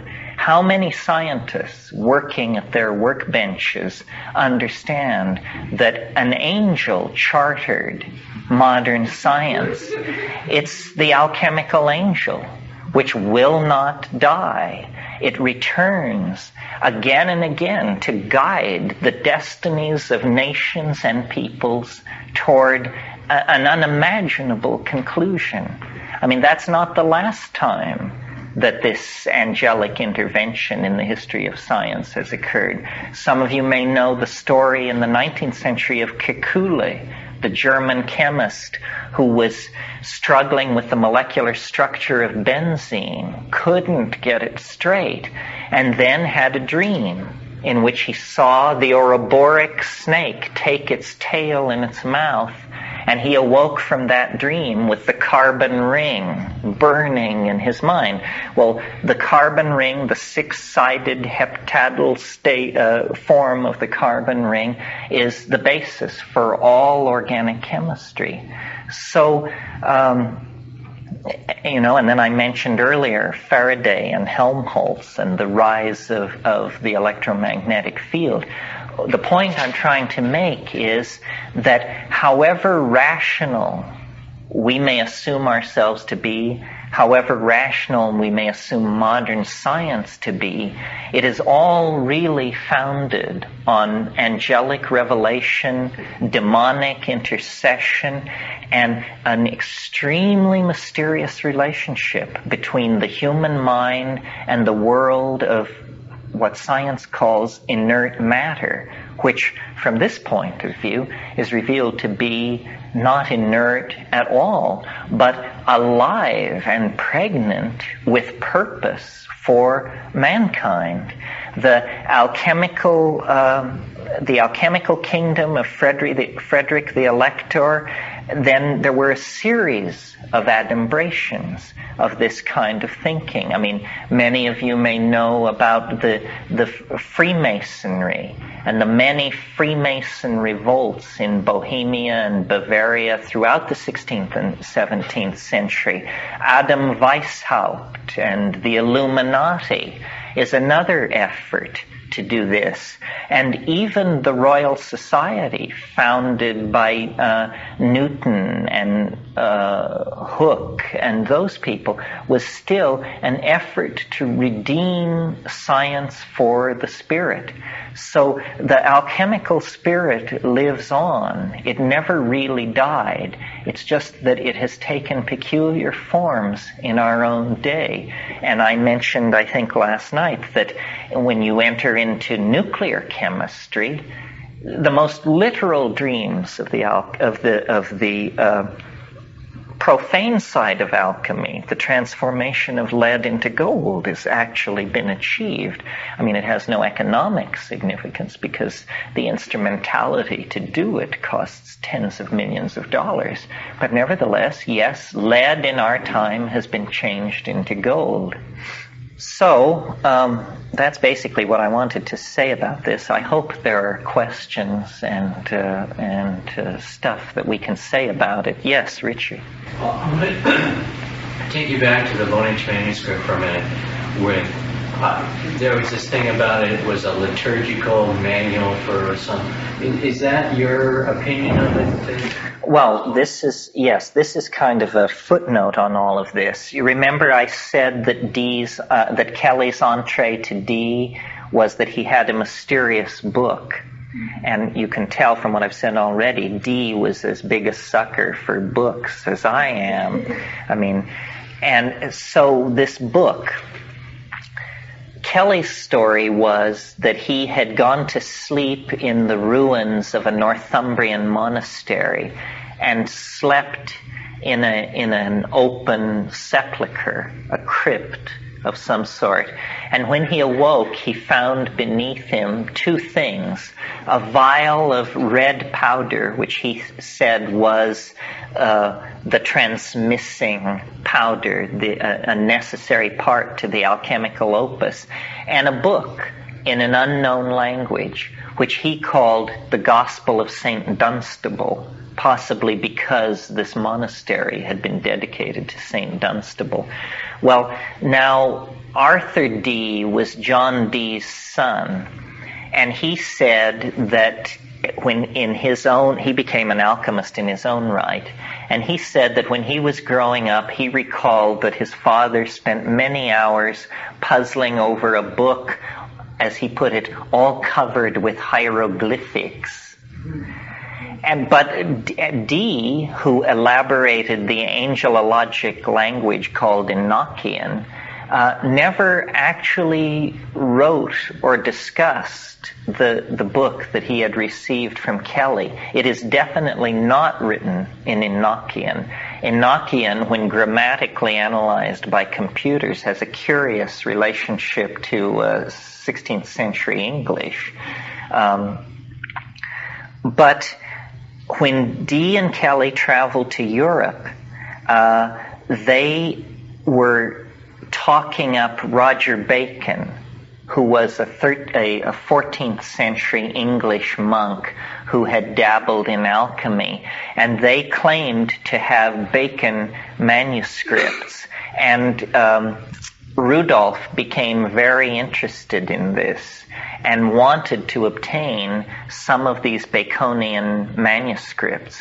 Now, I suspect that what happened was that Dee, by this time, had given up on deciphering the Gospel of St. Dunstable and decided that he would palm it off on the emperor as a Bacon manuscript, because he didn't want to give up a real Bacon manuscript because they were too valuable to him. So for 14,000 gold ducats, this thing changed hands, and Kelly and Dee and Anne were able to pay their bills. And Rudolph had immense resources because of his position as emperor, and he brought his cryptographers and decipherers in to work on this Gospel of St. Dunstable, and got nowhere. Well, then, when Rudolph died, a mysterious book was numbered among the artifacts of his estate, and I think we can assume it's this book. And one of the interesting things about this book is it has pages and pages of plant drawings, over 150 watercolors of plants, each carefully labeled, captioned in this unknown language. Well, if you know anything about decipherment, this is what a decipherer dreams of, because if you have a picture of the thing and the caption, it doesn't take too much smarts to be able to figure out what's going on. Nevertheless, this was completely unhelpful. A third of the manuscript has pseudo-astrological material. In other words, what look like horoscopes and drawings of stars and stellar shells, but when carefully analyzed, dissolve into meaninglessness, cannot be associated with anything. And then a third of the manuscript shows little naked ladies in what can only be described as elaborate plumbing systems. And it was thought at one time that these must be drawings of the humors of the body in the liver, that these little naked women represented spirits moving inside the human body, or then somebody else's guess was it must show an obscure form of German hydrotherapy.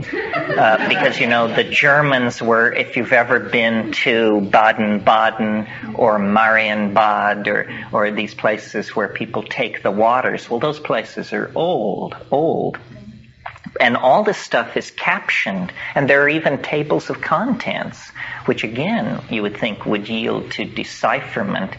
And so when Rudolf died, because of the botanical material in this book, it passed to the court botanist, a man named Marici, and he got nowhere with it.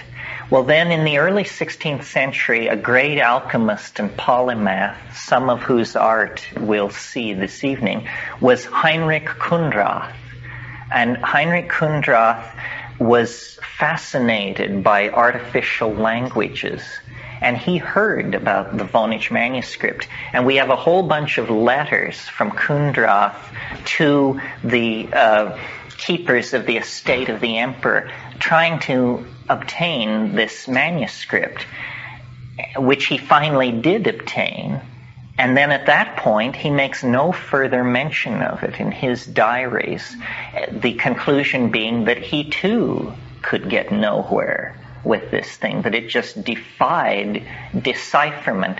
Well, in 1619, at the outbreak of the 30 Years' War, and that's what I forgot to mention in my earlier discussion, this episode of the Winter King and Queen is one way of debating the 30 Years' War. It's usually considered to be the moment when a certain personage was hurled from a third-story window in Prague, and then fighting broke out in the streets. But really, the episode of the Winter King and Queen brought the thing to a head. Well, in 1619, to avoid being caught up in the 30 Years' War, Kundrath decided to take holy orders and become a Jesuit. And so he gave his library, which was compendious, to the monastery that he joined, which was a monastery in southern Italy. And there this thing sat until 1906, when a New York rare book dealer named Alfred Vonich bought the entire contents of this monastic library. And when he got it all back to New York and cataloged it, it was all very predictable 16th century theological and alchemical speculation, except here was this book in an unknown language. And Vonich kept it throughout his life, and then when he died, he gave it to Yale.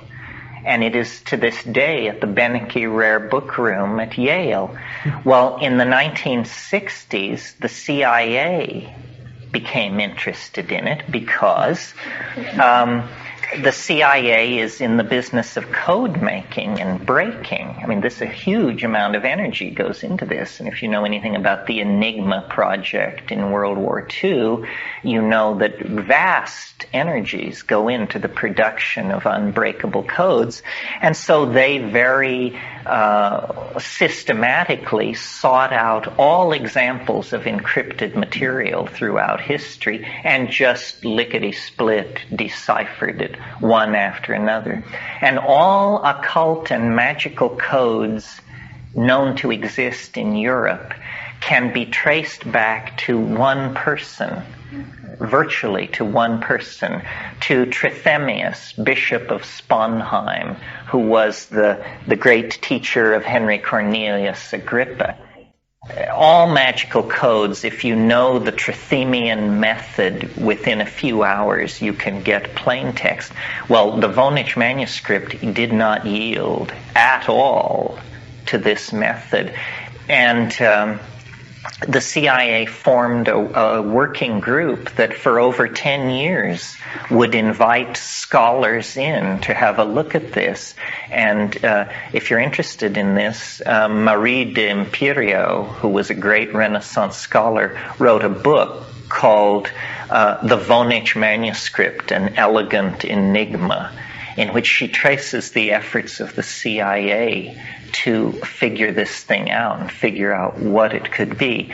Well, there the matter rested until about 3 years ago when I think his name is Leo Levertov, some kind of military historian, one of these peculiar people who live for this stuff, he got a hold of it. And he said, and De Imperio goes through all the decipherment, and there were many efforts at decipherment. There was a scholar at Yale in the 20s named Brumbaugh, who was a very respected man who ruined himself by claiming a complete decipherment of the Voynich manuscript. And, you know, the way the game is played is you say what your rules for the decipherment were, you give them to a colleague, you give the rules to a colleague, and you give your colleague a page of text. If he can't translate it with your rules, then you are viewed as a deluded and misguided person, and your career goes down in flames. Well, the Brumbauian method for deciphering the Voynich manuscript had to do with confined pools of letters, where it would get you to a pool of 5 or 6 letters, but then you could freely choose which one you used. And critics of Brumbaugh demonstrated that you could make this thing say anything you wanted it to. Brumbaugh supported Dee's claim. He claimed that it deciphered out into a Roger Bacon manuscript that described a series of riots between the students and the Blackfriars at Christmas time in 1385 at Oxford. But nobody else could make it say that or make it say anything. So Brumbaugh disgraced him and ruined his career. So then there were other efforts at decipherment, which I won't bore you with. But if along comes Leo Levertov just 4 years ago, and he wrote a book called The Voynich Manuscript, a liturgical manual for the Catharites. And his great breakthrough, if you accept his translation, and I know people who don't, but they don't seem to have read him as carefully as I have. I think the dude has it pretty well nailed to the barn door. His great breakthrough was to realize that it's not in code. It is not an encrypted manuscript at all. What it is it's a synthetic alphabet, yes. It's an alphabet and one of the things that baffled the CIA was they looted the libraries of Europe and they could never find another example of what is called Voynich script. And this was just baffling. I mean, how could there be no other example of this script. Well, it appears that what happened was someone created a synthetic alphabet, and then in a mixture of medieval polyglot Flemish with a huge number of loan words in Old French, Middle High German, and Swedish, wrote down a sacramental manual for the dying in the Catharite sect. Now, what is the Catharite sect? You're probably familiar with something called the Albigensian Crusade. This was not a crusade carried on against the infidel for the recovery of Jerusalem, but rather a series of military actions carried on by the Pope against communities in southern France in the early 1200s. And these people were Catharites. They were, as far as we can tell, and we can't tell much because we only have descriptions of the Catharites written by the people who were burning them at the stake. In other words, no original Catharite documents survive. We just have what they screamed out on the rack as they were being put to death by the bishops of the church. And this was a horrific incident in European history. To give you the flavor of it, the Second Albigensian Crusade was prosecuted by a general of the Pope named Simon de Montfort. And his lieutenants came to him at a point, and some of you may have visited the city of Carcassonne in southern France, which is a walled medieval city, very beautiful. And Simon de Montfort's lieutenants came to him and told him, they said, we have cornered the Catharites at Carcassonne. But the problem is there are 6,000 Catholics within the city walls. And he said, kill everybody, God will recognize his own. So that was the spirit in which this thing went for, and they did. So what we do know about the Catharites is that they had a sacrament, the holiest well, first let me tell you a little bit more about them. At first it was thought that they were pretty much heterodox Christians. They were into nudity and vegetarianism. They sound like early hippies, as far as we can tell. They got together, men and women, and they took off their clothes. They bathed. Whether there were orgies or not, we don't know. They were vegetarians. And the one thing we do know was that they had a sacrament called the consolamentum. And the consolamentum was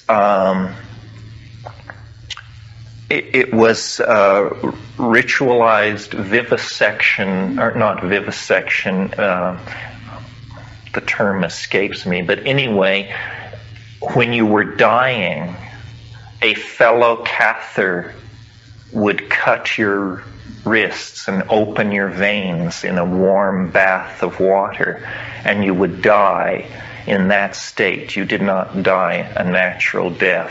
And this was called the consolamentum. Well, what Leo Levitov is claiming is that the Vonich manuscript is a description, a manual for the perfecti of the Catharite sect, telling how to properly carry out the consolamentum. And I see no reason to challenge it. I mean, even with my limited knowledge of German, once once you get the vowel and the letter assignments right into this weird manuscript, into this weird language, and change it into English text, or alphabetic text is what I'm trying to say, you can see that there's enough German there, and then these loan words in Flemish and so forth. It looks to be true. And what emerges from this, if we accept the Voynich manuscript as the only primary document on the Cathorite faith, is that this was not a form of heterodox Christianity at all. It was much more radical than that, and this may explain the church's fury at this group of people. It was a cult of Isis. It can be traced straight back into the mystery religions of Io-Isis in Egypt. And I have not seen any critical commentary on Levitov's work. His book was published by this weird press in Redondo Beach that specializes only in books on military encryption. I mean, their catalog is a revelation to see. I mean, it's amazing. And the book on the Voynich manuscript stands out like a sore thumb, because most of it is like dictionaries of three-letter words in Swahili and their numerical transforms and stuff like that. So that's the history to date of the Voynich manuscript. And it's not that askew of our subject, because all of this heterodoxy in Europe blends together. The presence of Theodore de Bry as an alchemical printer in Heidelberg may be a clue, because there were survivals of this Cathorite faith in the form of a heresy called the Brotherhood of the Free Spirit.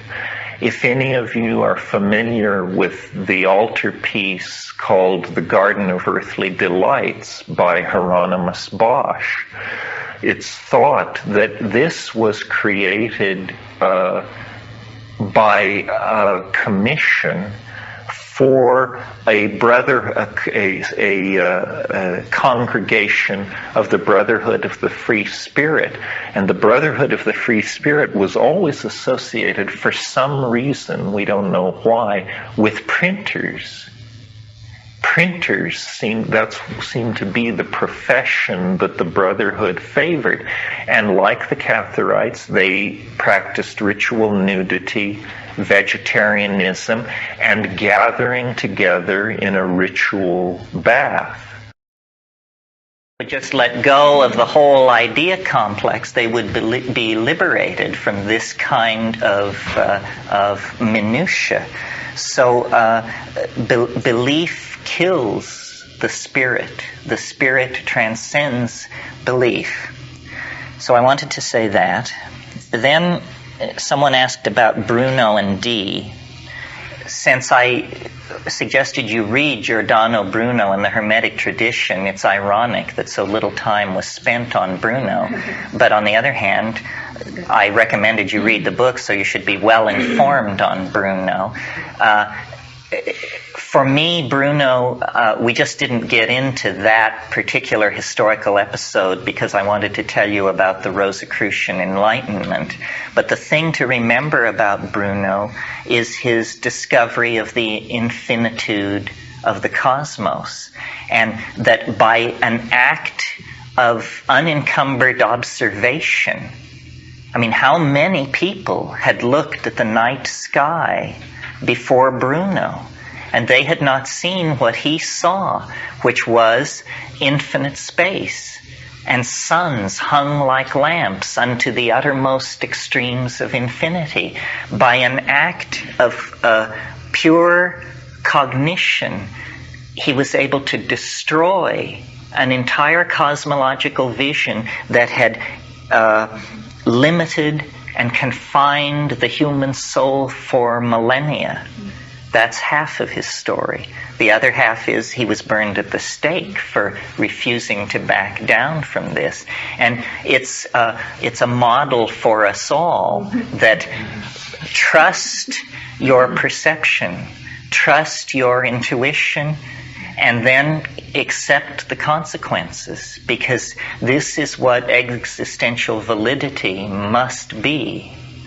As far as the relationship between Dee and Bruno, the relationship is that they were both derivative of the magical school that can be traced back to Henry Cornelius Agrippa von Nettelsheim, who was the model for another model for Faust. Agrippa wrote De Libre Quattro de Occultata Philosophia, 4 books of occult philosophy, and that was the core work for European magic. All magic is derivative. All European magic can be traced back to the Agrippan system, and Agrippa was the direct student of the abbot Trithemius of Sponheim that we mentioned yesterday as the source of all the magical codes in the Middle Ages. If you're interested in a brilliant but fictional treatment of John Dee and Giordano Bruno, I'd like to recommend a novel to you. It's called Egypt, spelled Aegypt. It has the A in front of the E. It's by John Crowley, the same gentleman who wrote Little Big, which is a wonderful novel about the magical interface between two worlds. But his book Egypt, fully half of the book is given over to a wonderfully rich retelling of the relationship between Bruno and Dee. Now, some people have wanted to say that Dee and Bruno actually crossed physical paths in London, but I've looked into it and they missed each other by about 2 weeks. Bruno was setting sail for England, as Dee was setting sail for France, and the Rosicrucian Enlightenment episode that I talked about. Then someone asked about Tantra and the contrast between the imaginative, internalized invocation of the anima or the animus, depending on your own sexuality, and that contrasted with something which actually happens between two people. We didn't talk that much about the concept of the chemical wedding, or the alchemical marriage is another way of putting it. But this is the Western resonance to the Eastern idea of Tantra. And it is the idea that sexual energy, being the rawest and most accessible energy to the organism, can be channeled into a higher spirituality. Well, it's entirely so. The problem is, of all paths, this is probably fraught with the greatest difficulty, because sexuality is such a debased coinage in the modern world. In other words, you have to make your way with great care and great purity of intent into this. In Eastern Tantra that is actually practiced in this physical manner, there is usually the admonition is that you should have no attachment to your tantrika, that the relationship should be entirely given over to the technical details of this union. And of course it has to do with the forestalling of orgasm and the raising of energy within the organism. In the chemical marriage, in the alchemical marriage, due honor is given to the importance and uniqueness of the other person. In other words, it isn't the idea of the temple prostitute who serves as the vessel for this process, but there's actually an effort to keep individual identities and individual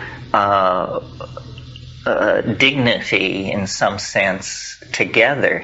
And this is, the higher up the mountain you go, the steeper it becomes. And when you begin to scale the heights of alchemical or tantric sexuality, the fall back into the nigredo can be shocking indeed. So that's just an admonition. It's not designed to scare you off. It's just to say that in an age as sexually obsessed as our own, you have to, as the I Ching says, inquire of the oracle once again if you have purity of intent. Okay. Yeah. Great. Is there also a healing between the two? Yes, it's a complete alchemical system, and the energy is passed between. This is probably the highest completion that is possible. The idea of romantic love, I don't want to digress too much into this, but the ideal of romantic love was introduced into Europe in the 1400s and earlier at the Angevine court of Eleanor of Aquitaine by troubadours. And this troubadour tradition scholarship now reveals pretty convincingly that this is an esoteric Sufi system. It also occurs in Indian teachers such as Chaitanya. Chaitanya is the guy who the Hare Krishnas go back to, but the radical teaching of Chaitanya was that you could achieve ecstasy not by sitting in yoga, but by dancing and singing on street corners. And it's now pretty clearly shown that Sufi, the penetration of Sufi ideas into Bengal was happening at the same time that these Sufi ideas were coming across from North Africa and into Spain and southern France. So it's a tremendously old and vital tradition, but you have to be very careful. The romantic impulse is a real double-edged sword. It has been ever since the early 19th century, because you see the rise of romanticism as that term is normally understood, meaning the movements in art and literature of the early 19th century. The rise of Romanticism was a response to the dehumanization that was going on at that time, the rise of industrialism and the further retreat into cities more massive than any that had ever been built before. Did you want to say something like that? I was going to add that your question was about healing, and I think there's a tremendous difference between the Indian and Tibetan tantric systems in what is practiced in Taoism in terms of dual cultivation or single cultivation. In the Taoist system, certainly self-healing is of paramount importance before you can even consider dual cultivation. Right. When the dual cultivation has then begun, then again other considerations come in, but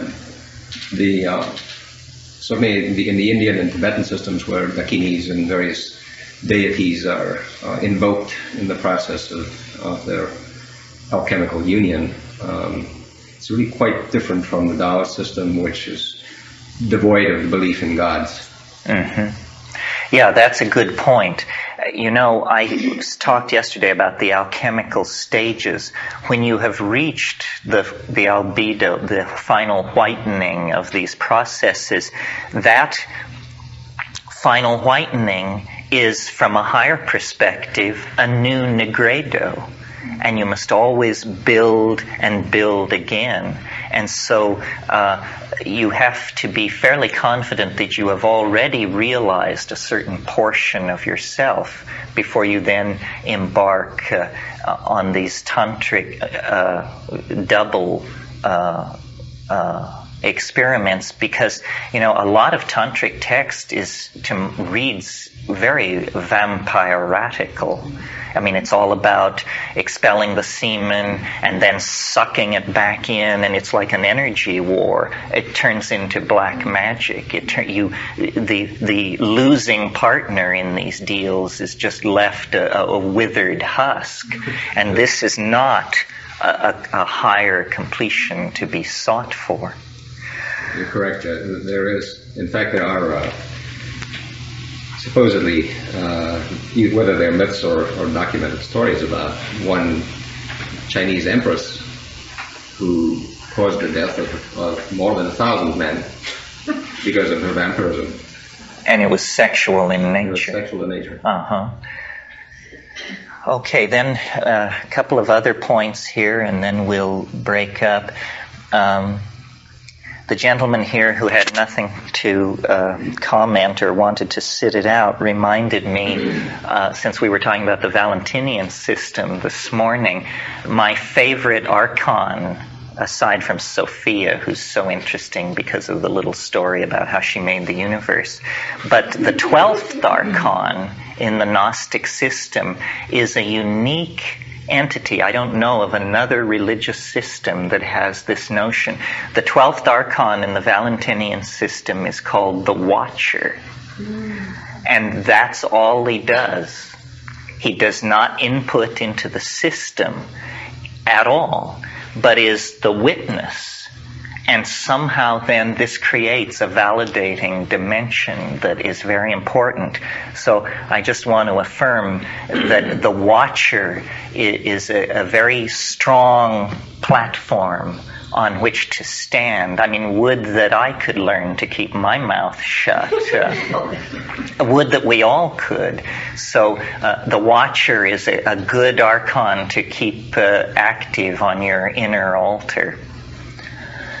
So then the future occurs 3 times in the list, and we don't have a lot of time, but what I would like to say about it this morning is if you extrapolate all that has been said here, then you should see that remember how I said that one view of alchemy was that the alchemist intervened in natural process in the role of a catalyst. For those of you who aren't chemists, a catalyst is something which causes a chemical reaction which is going on anyway to proceed at a faster rate, but the catalyst is not consumed in this process. It simply accelerates it. And if we think of nature as a great alchemical furnace that continuously produces and brings forth wonders, then must it not be that humanity is the yeast of the Gaian alchemical rarefaction, and that human history is the process of catalyzing the alchemical condensation? If we look back into nature before the advent of speaking and writing human beings in the last 15,000 years, what we see are very leisurely processes. I mean, the speciation of a single plant from another can occupy 50 or 60,000 years. It never happens more quickly than that. And the grinding down of glaciers from the poles, these are processes that take hundreds of thousands of years. With the advent of human beings, an entirely new ontos of becoming, an entirely new category of becoming is introduced into the entire cosmos as far as we know, because we cannot verify that there are other self-reflecting beings in the universe. And this new ontos of becoming is what I call epigenetic as opposed to genetic. All other change in the living world in the world of bios, of zoa. It occurs through genetic change, random modification of the genome, which is then subject to random selection. But with the advent of speech and writing, epigenetic means outside genetics. Epigenetic processes become possible, and time accelerates. One way of thinking about what is happening in this cosmos is that it is a gradual conquest of dimensionality by becoming or process. I mean, we hardly have a word inclusive enough. The earliest forms of life were probably slimes on certain kinds of clays, self-replicating molecular systems. And then certain portions of this chemistry became light sensitive. And then there was the sense of the division between light and darkness, which generated the notion of here and there on some tremendously basic level within these early organisms.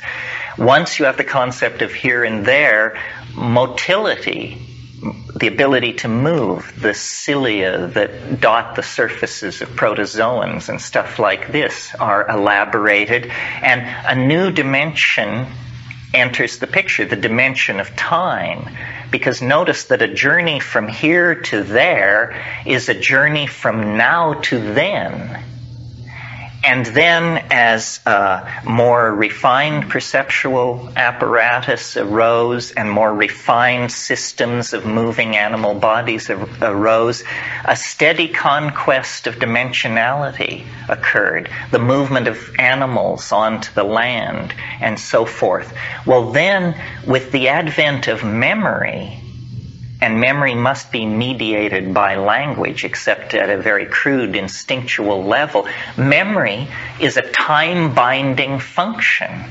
It's a way of somehow taking the past and calling up its essential properties so that they are co-present with the given moment of experience. And when you it's one thing at the level of the song and dance of pre-literate peoples, but once you begin to chisel stone and write books, then you're into the epigenetic domain in a big way. And once you cross the threshold into the world of electronic media and that sort of thing, once you achieve powered flight, once you can hurl instruments outside the solar system, these are time-binding functions. And the alchemical intent, recall, was to accelerate nature's intent toward perfection. And the alchemists all believed that nature was growing toward a state of unity and perfection, that given millions and millions of years, everything would turn to gold. Everything would find its way toward the Platonian one. So now we live in a world that appears to be on the brink of its own death or extinction, and the reason we make that assumption is because our bridges are burning behind us. We see no way back to the world of the hunting and gathering pastoralists of the high Paleolithic, of the Saharan grasslands. We see no way back to the Gothic piety of a Europe with under 30 million people in it. Our bridges are burning, and our religions, Islam, Judaism, Christianity, the major Western religions persistently insist that we are caught in a tightening spiral of ever-increasing speed that is carrying us toward an unimaginable confrontation with something which they call God, the Second Coming, the Messiah, you name it. As cool-headed a rationalist as Arnold Toynbee, when he sat down to write a study of history, he finally had to face the question, what is history for? And the best he could come up with is history must be about the entry of God into the domain of three-dimensional space. Well, we don't know what God is. Let's not call it God. Let's call it the Philosopher's Stone. Let's call it the Sophic Hydrolith. And I believe that the chaos of our world, the apocalyptic intuition that informs our religions and our dreams, is because ahead of us in time, and now not that far ahead of us in time, is something which, taking a page from the mathematical concern called dynamics, we can call an attractor. The attractor lies ahead of us in time. Universal process is not driven by a downward cascade of Cartesian casuistry. That's the scientific notion, and it leads to a universe of entropy and heat death millions of years in the future. But what we see around us is a continuing and accelerating complexification as human beings, machines, ecosystems, the solar system itself is beginning to knit itself into a tighter and tighter organization. I believe that alchemy provides the best metaphors for understanding this. Nature is the great alchemist par excellence, and we, as its minions, through history, are accelerating the condensation of being toward the unimaginable. So that in my system, my way of thinking, there's ultimately a symmetry break with ordinary history. And I call it all kinds of different things, but here this morning, the transcendent other. The transcendent other casts an enormous shadow across the lower dimensional landscape of time. The stirring of the earliest life forms in the Devonian seas caught the call. And every step that has been taken since then has been ever quicker toward the transcendental other. It beckons us. And history is haunted by this thing. History is the shockwave of eschatology. History is a process that lasts, let's be generous, 25,000 years. The wink of an eye in geological time. And in that 25,000 years, religious systems rise and fall, governmental systems, teachers come and go, and there is a sense of being caught in a whirlpool that is spinning us toward fusion with the unimaginable. And this is why the skies of Earth are haunted by flying saucers. They aren't coming from other solar systems. They are scintillas. Remember this alchemical term, sparks. They are scintillas being thrown off from the alchemical quintessence which lies like a great attractor at the end of time. And the purpose of science and technique and electronic media and information transfer and all of this stuff is to knit us together, to dissolve our boundaries and to bring us to a point of singularity where language fails, where we lean over meaning's edge and feel the dizziness of things unsaid. And this lies now, I believe, within our lifetimes, within the lifetime of most of us. This is actually going to break through. I mean, I'm like one of those people carrying a sign that says, "Repent, for the end is near." It's as nutty a position as you can possibly hold. That's why I suspect it has a reasonable chance of being dead on.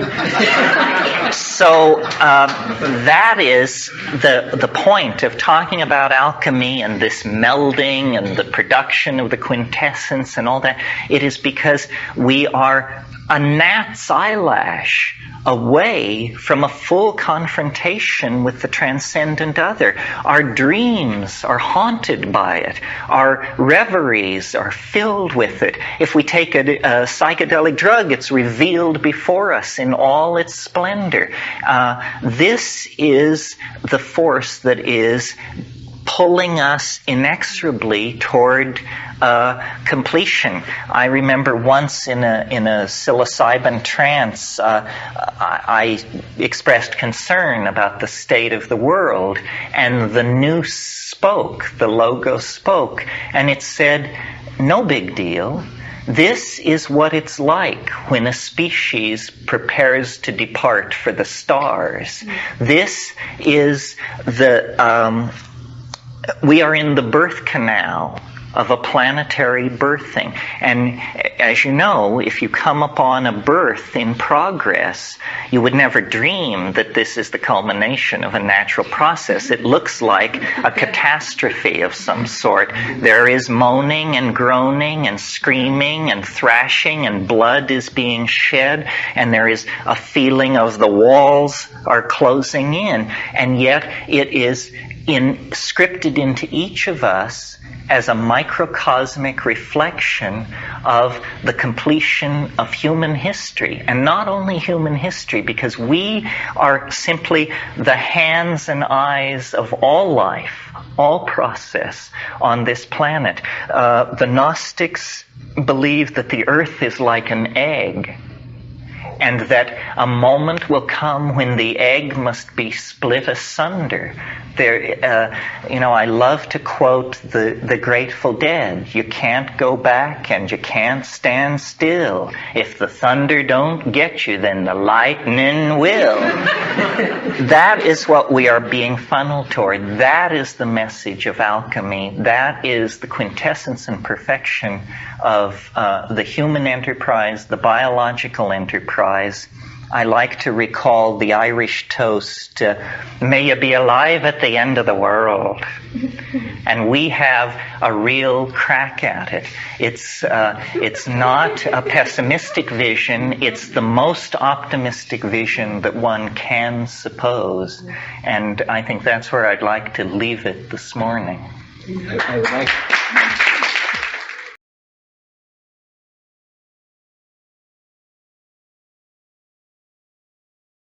So, Be well, my friend. there is much still to be learned and still to be teased apart in the art history and the history of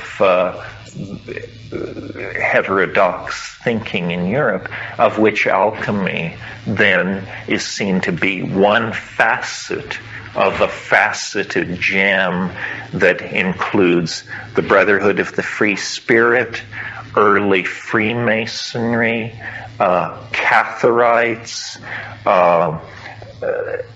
survivals of Manichaeanism, Bogomils in Yugoslavia. There are Bogomil-Vostrian graves on the southern coast of Thessalonica, and just a whole zoo of intellectual systems that have been forgotten and overlooked. This is what I meant when I said we will explore the stratigraphy of lost thought systems. And in some cases we possess quite complete skeletons. In the case of alchemy, in the case of the Bogomils and the Cathars, what we possess is almost a foot bone, or a tooth, or a footprint. But someday, with luck, new textual material will emerge and a new understanding of the role of heterodoxy in the formation of modern thought will emerge. Questions? Yes, and bless you. There's the Born in Blood book on Freemasonry has just recently been published, and I've just about finished it. This person is a medieval English historian from Kentucky in this country. And I think he's sort of solved the problem of Freemasonry has come from, which is a very interesting history, because the Masonic historians themselves have been writing all this for a couple hundred years. And so it's strange that this Vonage manuscript should be all of a sudden, in the last couple of years, sort of resolved, and then it seems that this Freemasonry thing is also. Yes, you make an interesting point. John Glavis brought me an article yesterday. You know, we're all tied up now in this Pluto return. I'm not an astrologer, but John brought me an article talking about how, I don't know whether it was the last time or the time before last that the Pluto return occurred, is precisely the 1490s, the period that we're talking about when the Corpus Hermeticum was translated. And we are now in a period that is astrologically exactly equivalent to that period, and the Vonage manuscript appears to have been deciphered. I mean, I'm willing to accept it.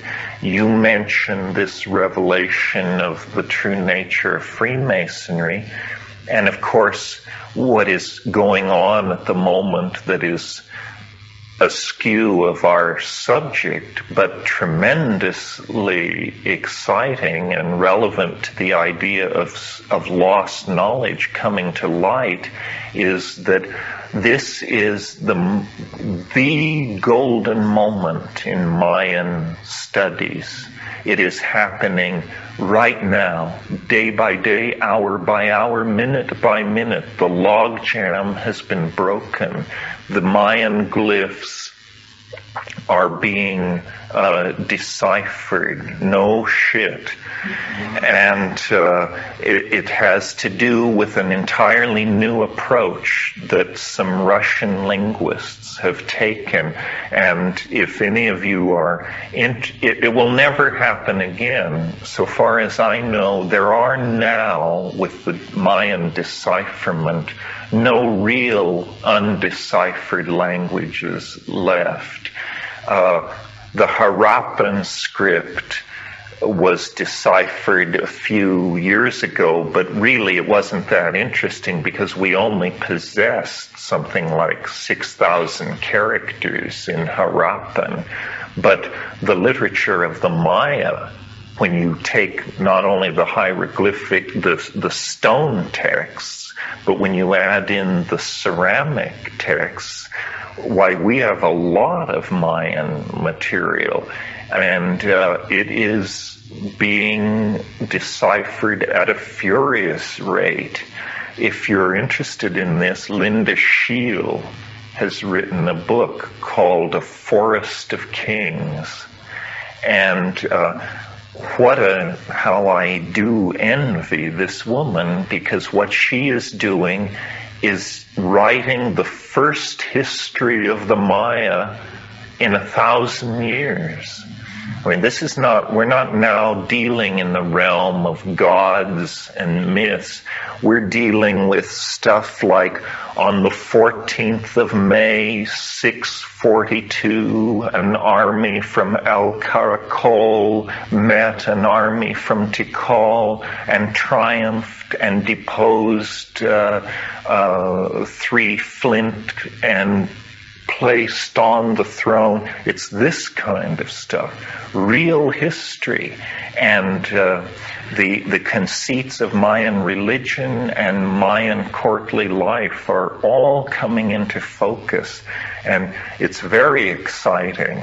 It's all these people who have tried to make the Maya into some kind of Atlantean civilization should be running for cover at this point, because the picture that emerges is not as pretty as we might wish, but hey, know the truth and the truth shall set you free, I would choose truth over illusion anytime, no matter how damaging it might be to somebody's conceptions of these things.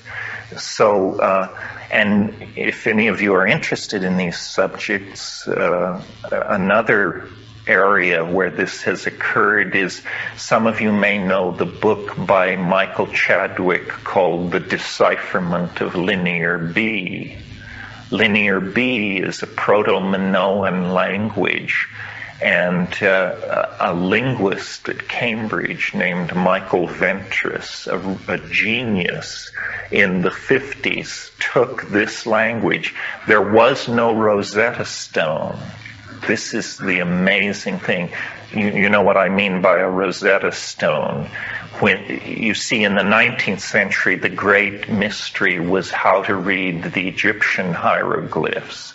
And before they were deciphered, the Egyptians were treated like the Maya, and people thought that the secrets of the universe were chiseled on those obelisks and tombs. Well, then a scholar in the Grand Army of Napoleon, Champollion, was a soldier, found a tablet which had a column of Demotic Greek, a column of another language, I forget which one, and a column of Egyptian hieroglyphs, and they were able to realize that it was saying the same thing 3 times, and that opened it up for them.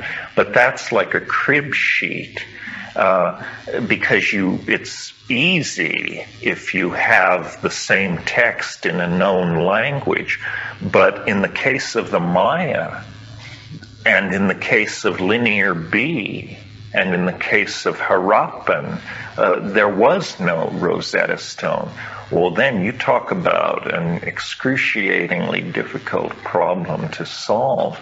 And I'll explain to you how it was done with the Maya, because it's so neat. It turns out that Mayan is a rebus language. What does this mean? Do you remember when we were kids and in comic books there would be these things where it would show a picture of an eye, and then it would show a picture of a saw going through a log of wood, and then it would show a picture of an ant, and then it would show a picture of a red rose? This is a sentence which says, I saw Aunt Rose. But now notice what's going on here. It's that it's all based on puns that depend entirely on a knowledge of the spoken language. If you lose the sounds of the spoken language, how the hell could you ever tell that a picture of an eye, a saw, an insect, and a rose says, I saw my maternal relative on my mother's side? I mean, it just is impossible. It's absolutely impossible in that situation to reconstruct meaning unless you have the sounds. Well, how do you recover the sounds of a language dead 1,000 years?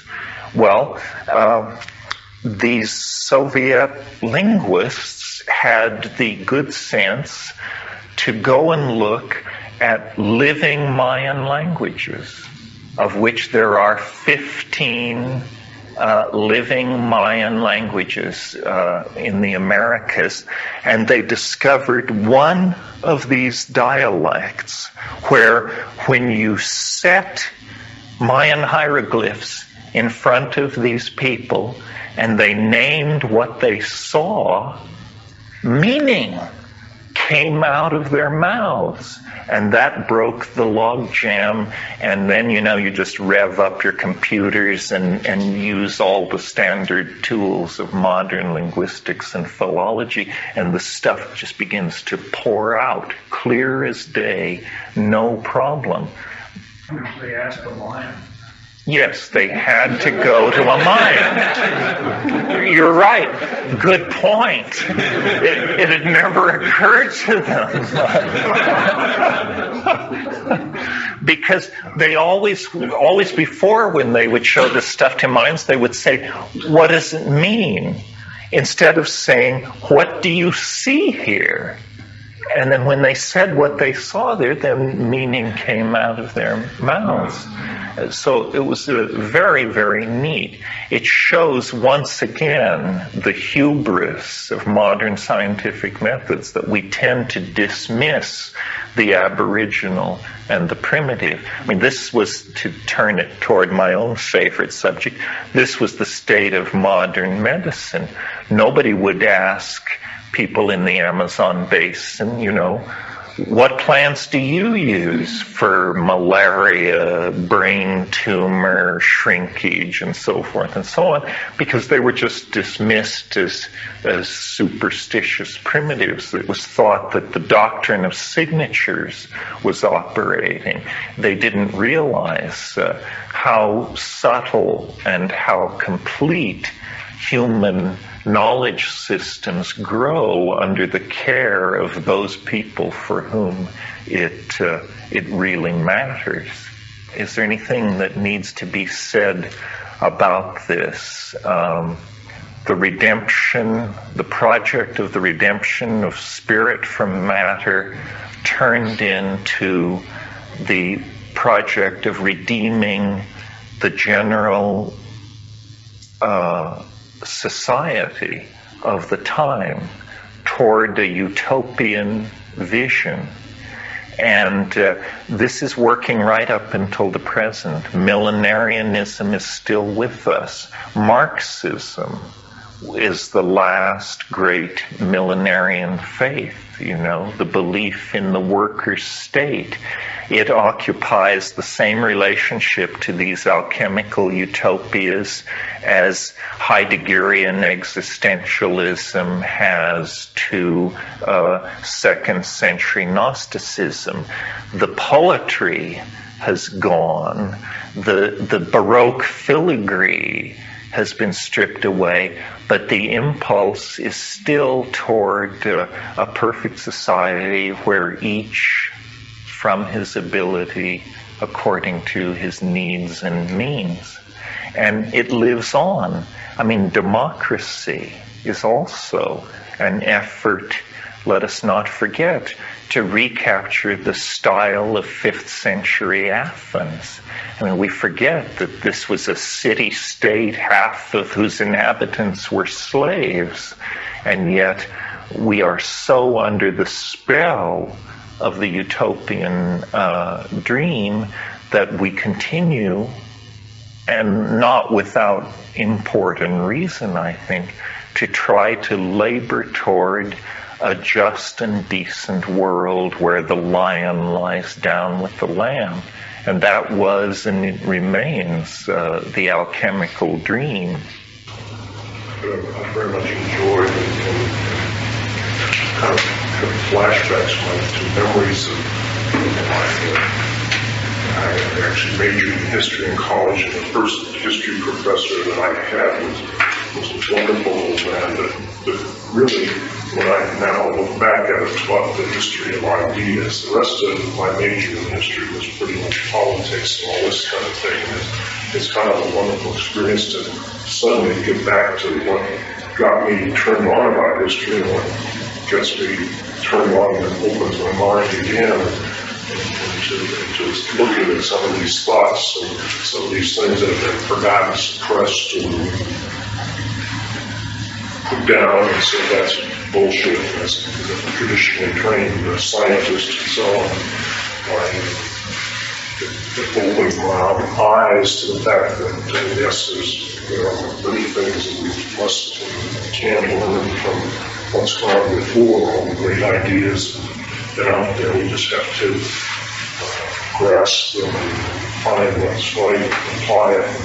I too am interested in how we make this more meaningful for the future. One thing that occurs to me to say, I once, in one of these revelatory dialogues with the Logos, asked the question, why me? Why are you telling me this? Because I was a poor hippie, I was penniless, I was a traveler, and the answer was instantaneous. It was because you don't believe in anything. Because you don't believe in anything. And I think that that's a very pure position to hold. We're not trying to ensnare you to abandon your Jewishness or your Presbyterianness or belief. If you believe in something, you have precluded the possibility of believing in its opposite. And you have hence limited your freedom. Everything is to be judged by its efficacy, by its effectiveness in the real world. And I think that I have a horror of all belief systems. I just don't like them. If somebody tells you they have the answer, flee from this person. I mean, they are obviously some kind of low being who has not at all recognized the true size and dimension of the cosmos that we're living in. And if you can keep yourself free of encumbering beliefs, then your dialogue with the Logos can go forward unhindered. Sometimes when I am in the trance of psilocybin, I will say to the entity, begin to show me yourself as you are for yourself. Don't give me the scaled down, humanized version. Begin to show your true nature. And after a few moments of that, then I have to raise my hand and say, enough. You know, I can't handle more than that. This goes back to the statement made yesterday or the day before about that the universe is not only stranger than we suppose, it's stranger than we can suppose. Therefore, we are given tremendous latitude in what we think and what we conceive. But if you begin to believe something, then you are pulled down, because every belief has consequences, you know. I mean, a perfect example is, as some of you may know, when Muhammad ascended into heaven from the site of the what was to become the Mosque of Omar, from the site of the Temple of Solomon in Jerusalem, he happened to be on horseback. Well, if you believe Muhammad ascended into heaven, imagine the theological and hermeneutic problems posed by the horse he was riding, because it went with him. This is a perfect example of how intellectual baggage drags us down, because belief always then contains absurdity. I mean, the ontological status of this horse has troubled Islamic theologians for centuries. Take care of that.